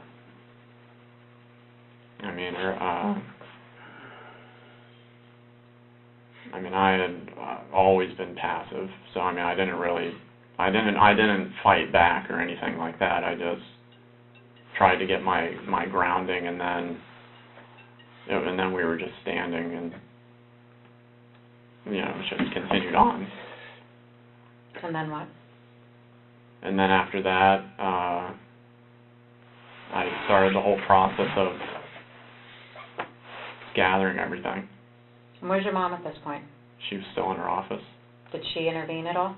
She had gotten up to say that, you need to settle down, or some sort of diffusing statement that she always used to make. And then my dad yelled at her to stay out of this, and then she just went back into there. Okay, and then what? What happened next?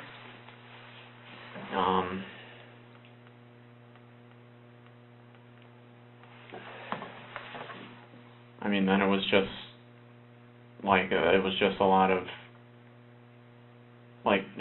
just a lot of yelling and confrontation between me and Dad, but there wasn't anything more physical about it.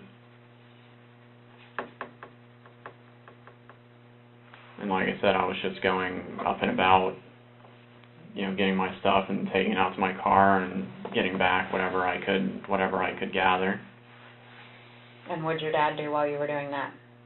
He was just following me around. Just making sure you were gathering your stuff to get out? My possessions and not taking anything of his. And how long did that go on before Cody shows up? I mean, that was like for 4 hours or something like that. So you did that for 3 hours, yeah, gathering your stuff. And dealing with Dad, and because it wasn't just like he just wouldn't pack up those 2 little bags you brought. Was 3 hours? Yeah, he wouldn't just.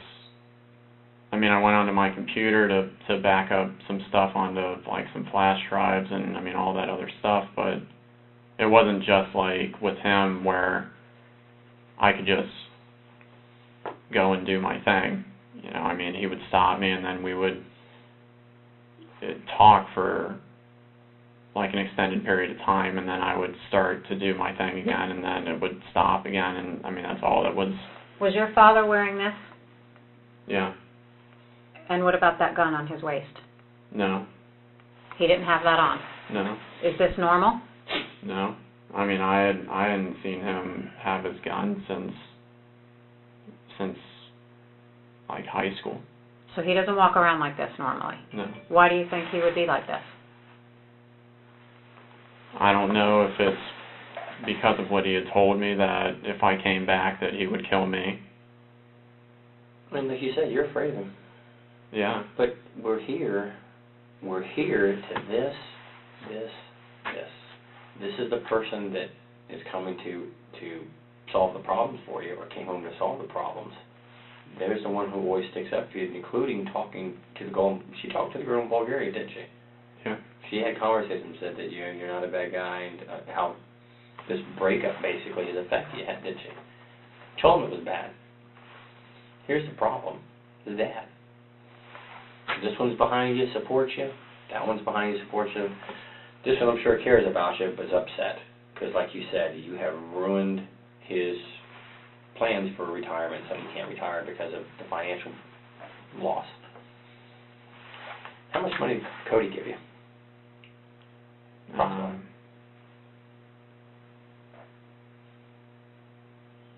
60,000? Yeah. I guess. Dad gave you how much? Like 100,000. Mom gave you how much? It's like 30,000 or something. So around 200,000.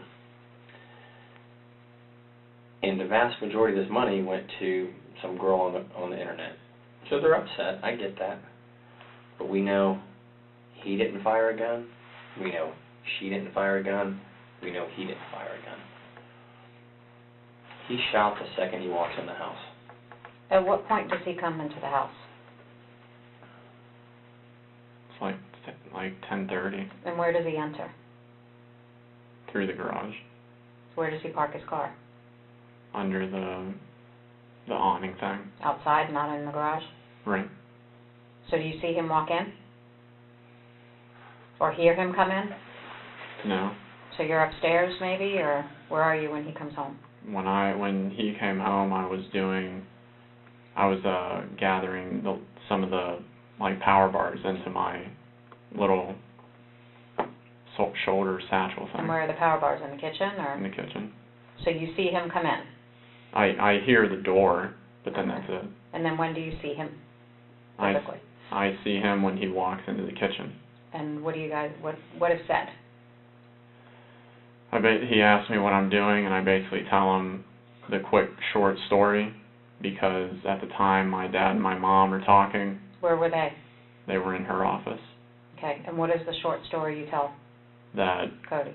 That Dad caught me still talking to the girl that had caused all the problems, and that he was kicking me out of the house because I had broken his rule.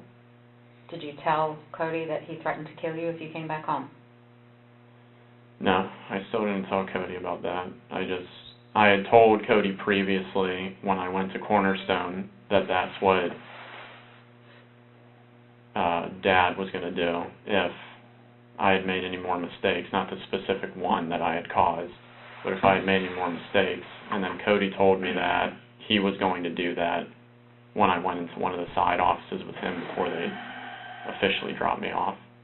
When you went to Cornerstone. Right. So your dad had told you in the past before that he would kill you? Right. For what reason? For if I basically did anything related to this, again, costing him a lot of money. And Cody knew about that? Right. He just didn't know about the one that was just said. Whether or not he knew from like the paper that my dad had written out of all the consequences and everything like that. When did your dad write this paper? Before they came to get me on the 4th. I mean, I don't know the exact time. Do you know where the paper is or what it's written on?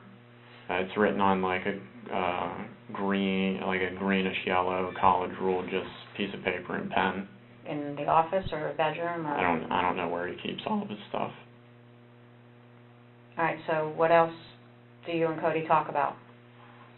So then after talking about that, he says that he'll take care of it, and then him and my dad, they're the ones that always yell and raise their voices and everything like that. So did your dad eventually enter the kitchen, or did Cody go to your dad in the office?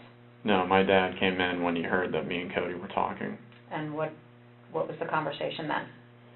When they started to talk, I just left the room, and I just went back upstairs. So you didn't hear what they talked about? I mean, not in any. It was more just that he was defending that it's just that I just did this and that it's not like it's costing any money.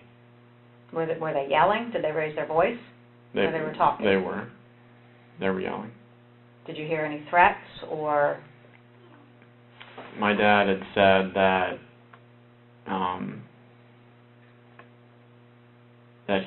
that everybody had agreed that if I had done this, that I would have to go.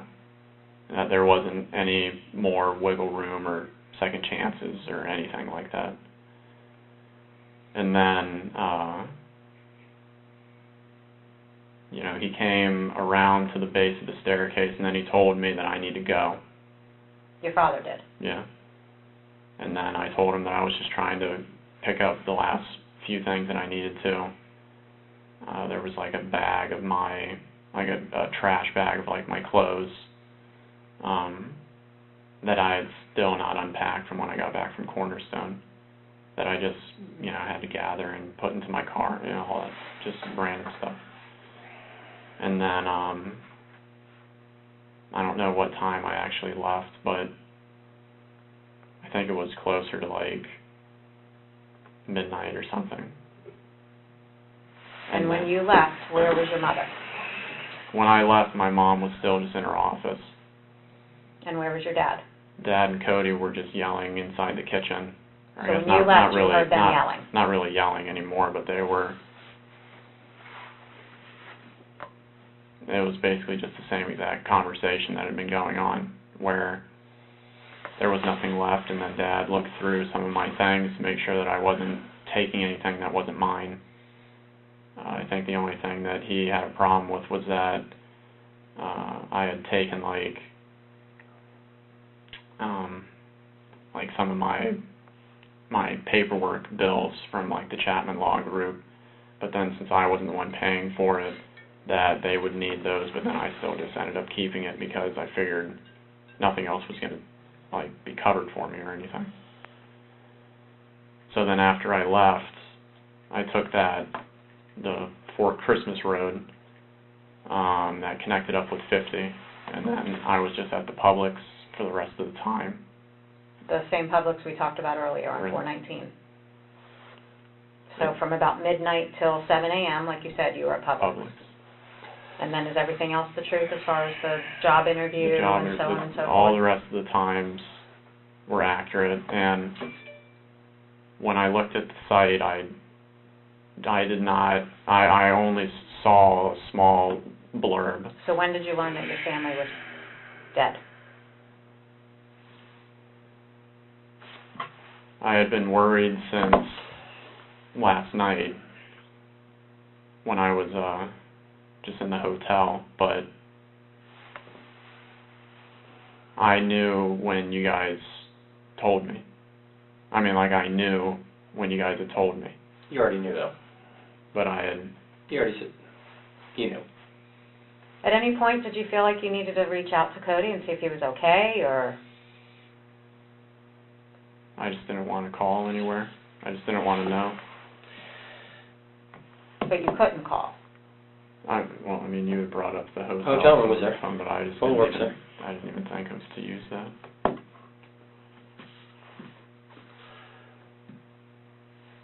You got a medical background, correct? Yes. You ever been to an autopsy? No. Okay. An autopsy tells us a lot of things. Cause of death, a lot of times how close somebody was to something. Again, remember what I told you earlier? She didn't fire a gun, he didn't fire a gun, he didn't fire a gun. So they didn't get into a shooting amongst themselves inside the house. Angles tell us a lot of things. Dad was over here when he got shot. The bullet's in the cabinet and in the wall. We know that. That's one of those facts we just can't dispute. I see where shell casings are over here. See where shell casings are in here. See where shell casings are there. Cody was shot the minute he walked in the door, when he first got home.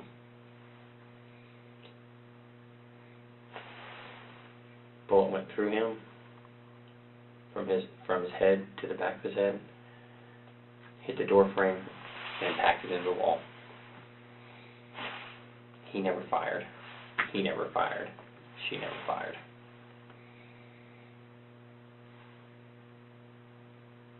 And we know what time Cody left work. I mean, from his boss, from his coworkers. And you got to remember, we've talked to everybody before we talk to you. So we know what time he left work. We know why he told his coworkers and his boss why he left work. And we know what time he got home. And we have text messages that he has sent people afterwards. So based on what you're telling us, that he comes home and has this confrontation, talks to you, talks to his dad, you leave about midnight, and he's still there talking to your dad in the kitchen, none of that adds up.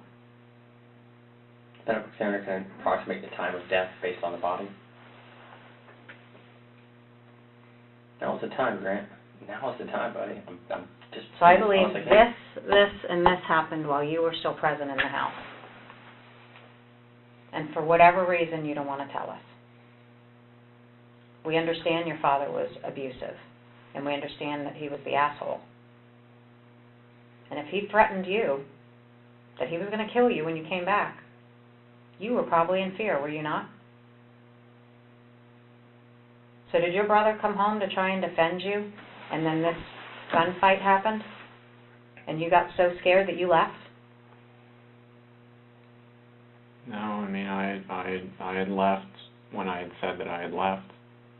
Which time? Around 9 or midnight? No, around the midnight time.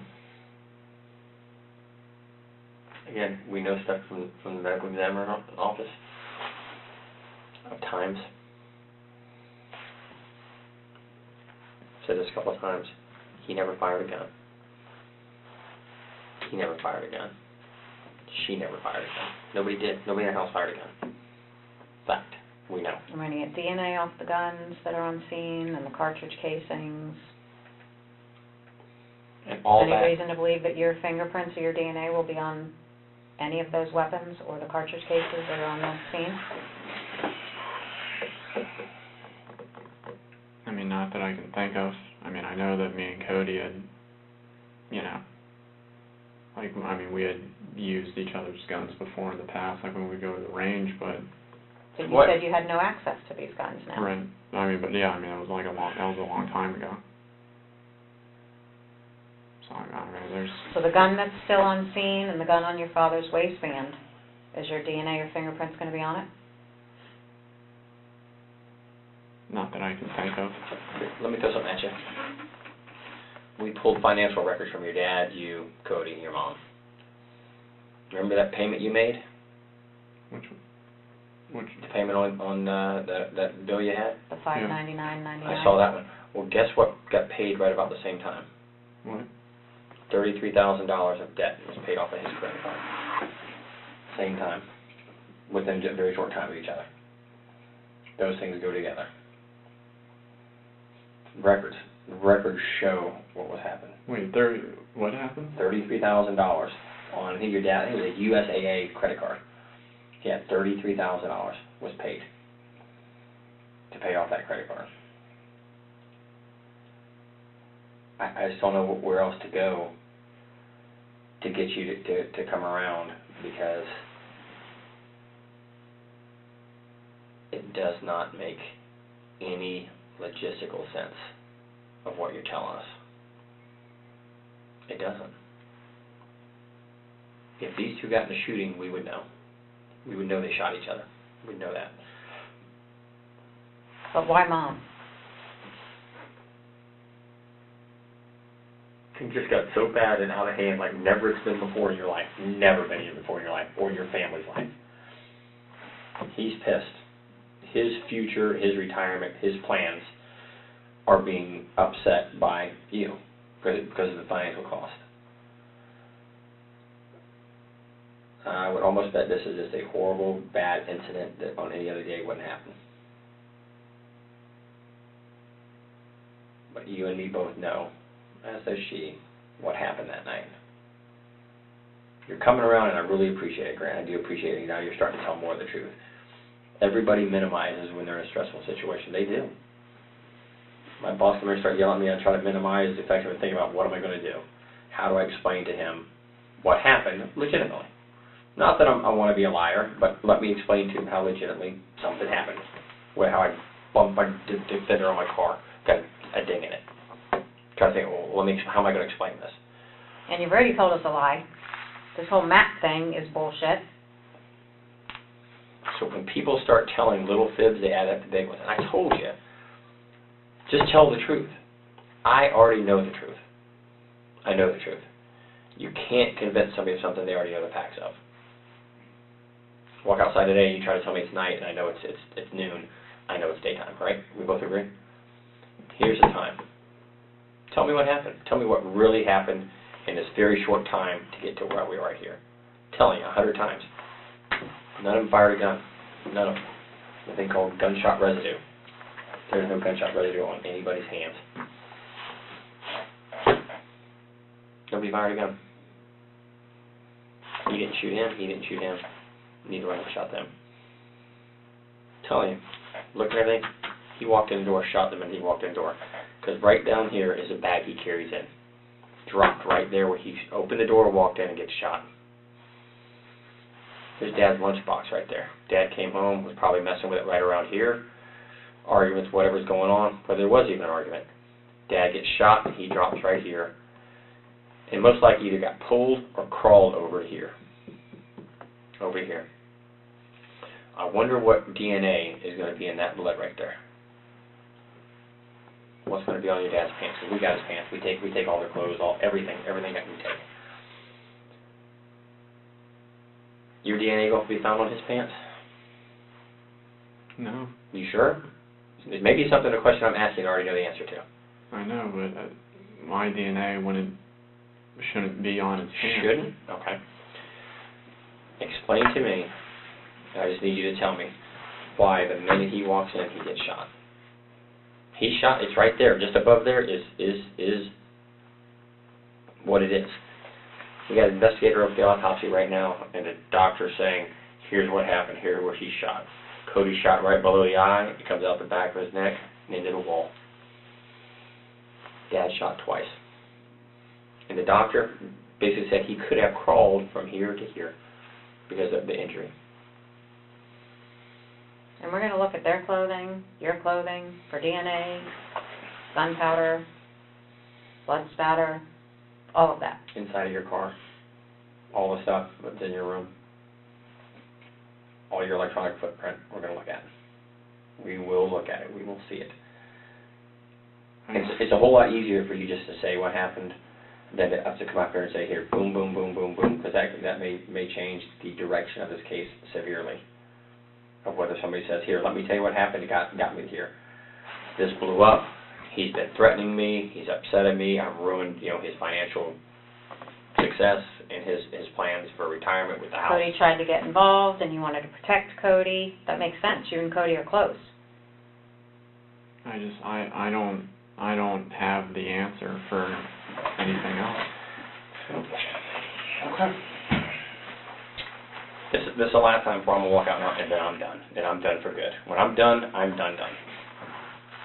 They won't let me, hey, can I come back and talk to you? The minute I walk out that door with your story is where you stay at. That's your lot in life. I am more than willing to sit here all day and all night if you want to talk, to find the facts. But I can't, I told you from the beginning, I will not deal with somebody that's not being truthful with me. You're not being truthful. You're not telling me the truth. You've lied, and we've forgiven you over that. We've forgiven you over it. You can't lie about this, Grant. You can't. This is too important for your family of what has happened. There's not somebody out running around the United States that killed them. There's not. There's nobody out there, some hidden killer. There's not. You don't show the remorse that you should for someone who's lost 3 family members. Body language, eyes, and demeanor. Here's the time, man. I know it's tough. Tell the truth, because when I walk out, there is no another day. And it's going to look worse for you when we prove it by the DNA, the gunpowder, the blood spatter, fingerprints.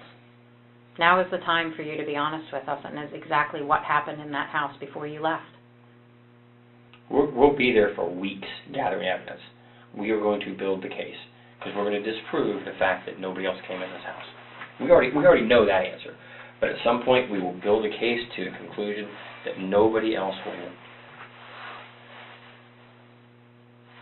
I don't have anything else that I can say.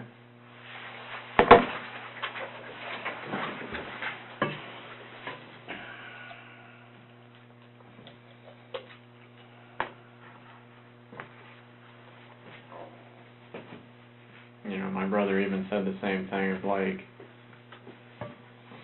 when all this financial stuff was happening, like, why I couldn't show, like, sadness towards it. And, I just don't know. I mean,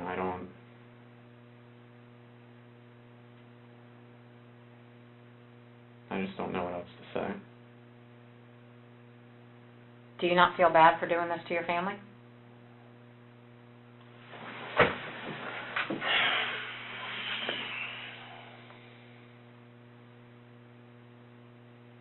I don't know. You don't know what? You don't know if you feel bad for doing this to your family?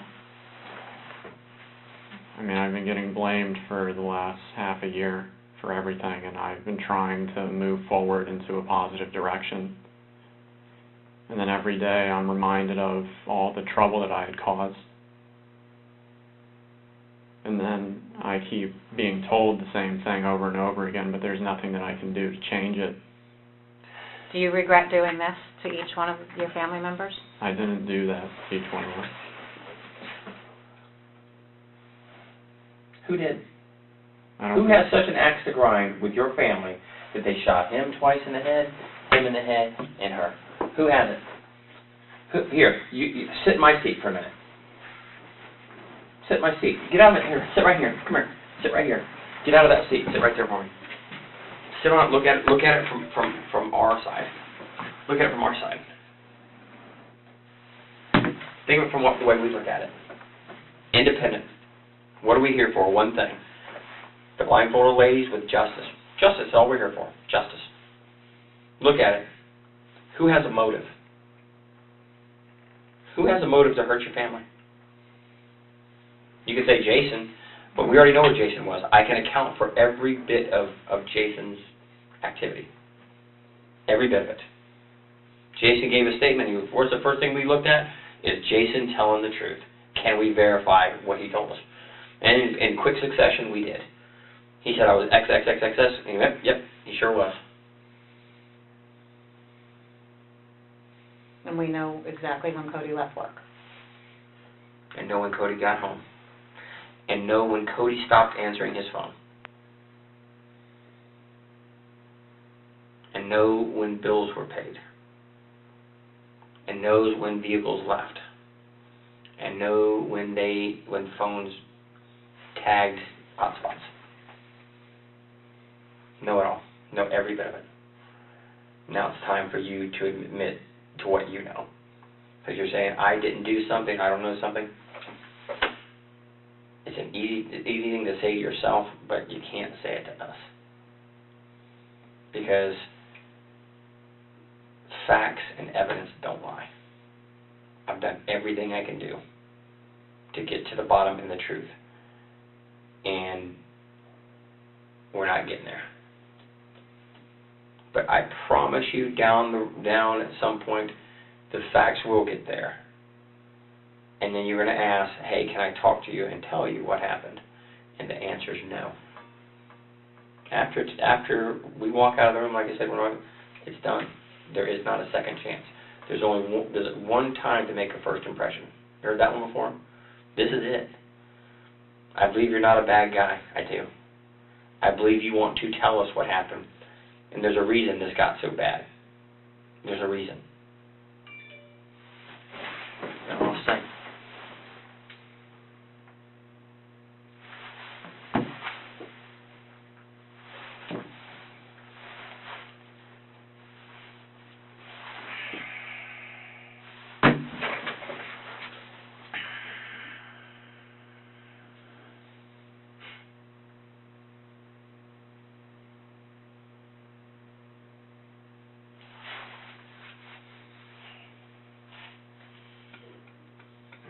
I don't have anything else that I can say.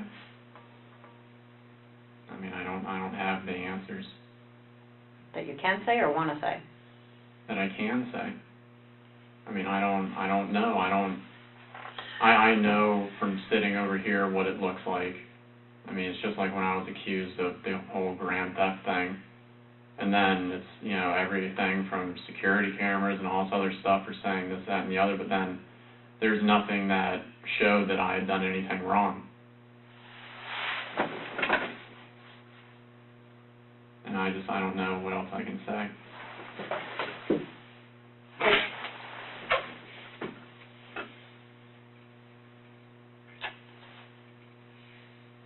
So what they accused you of, you didn't do? The grand theft thing? Mm-hmm. Right.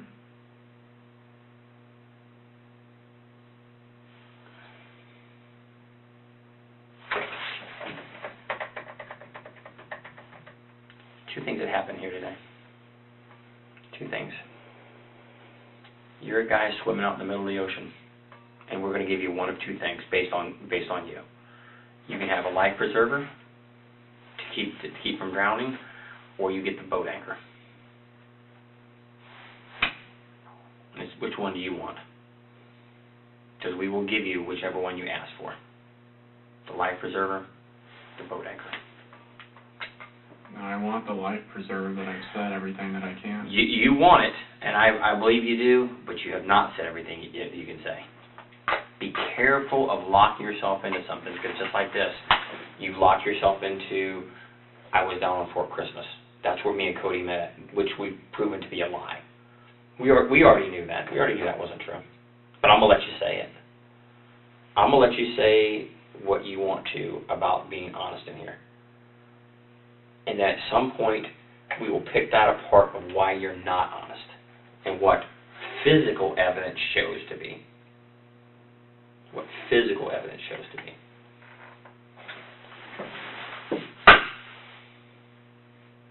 If you want to be honest, this is it. This is the time right now to be honest. You see, if I can say with it, you're saying what you want to say to me right now. Just like you wanted me to believe that you were down on Fort Christmas down the road with Cody. That you wanted to. That's what you wanted me to believe. And there's a reason you were being deceptive to me. Because it doesn't matter where you met him and had this conversation. If you lie about something small, you lie about something big. You're being deceptive. Over something that doesn't matter if you met him down the road or not. There's no reason to lie about where you met him at. This is it. Your one chance in the rest of your life to be honest about this right here. You say, I've told you what I can tell you.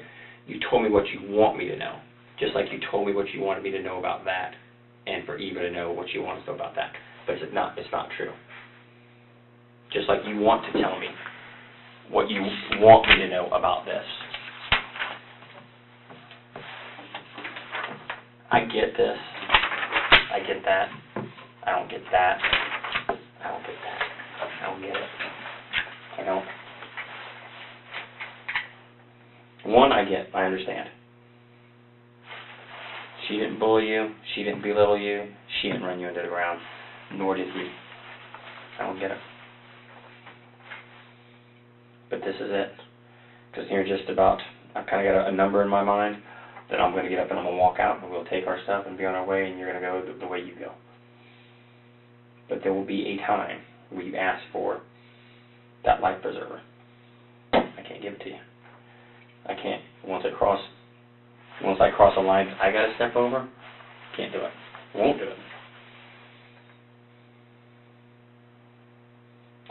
Think about that. I want to talk to her for a minute. Think about the last life preserver I can give you. Think about it.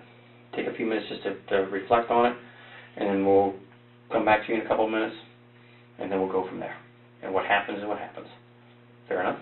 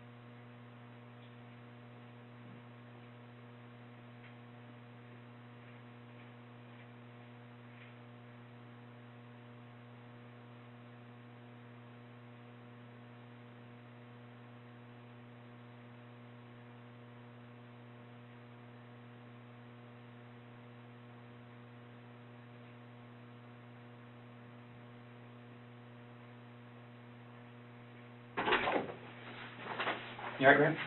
Okay. Need some food, some water? You good to stay for a while longer? You okay?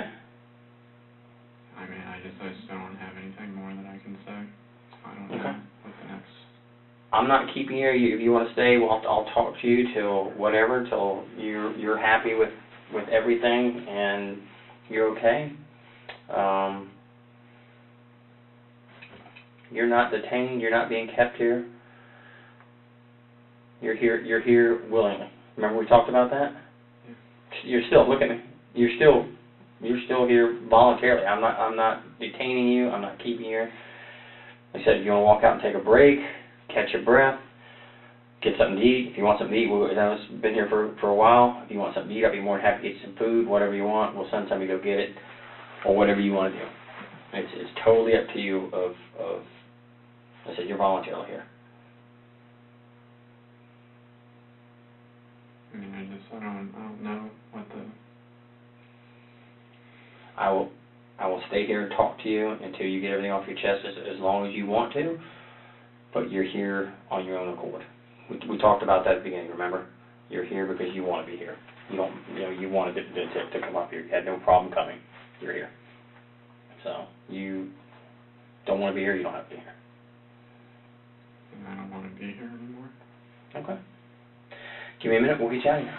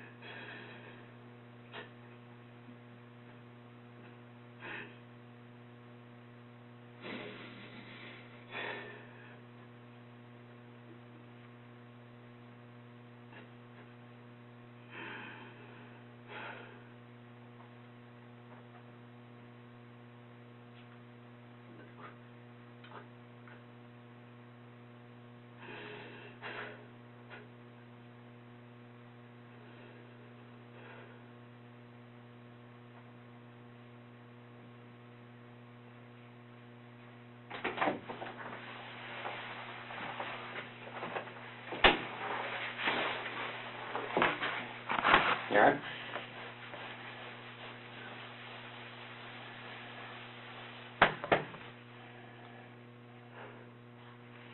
You have somewhere you want to go? Me too. We can put you up in a room for the night.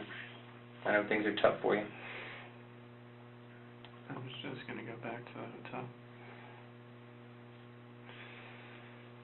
I don't think you're going to be able to get back into that room. But if you want, we can put you up somewhere for the night. I mean, yeah. Where you want to go? You got somewhere you want to go? I don't know where I can go. Got a certain area you want to go to? A friend? So we don't mind putting you up in a hotel for the night.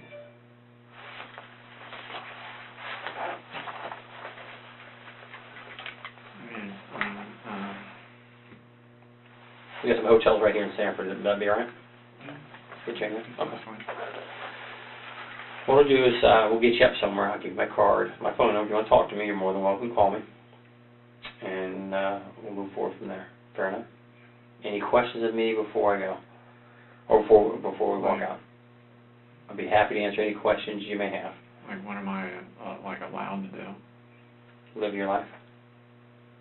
And what, I mean, 'cause it's like I have my, my wallet and all that stuff is back at the hotel room, and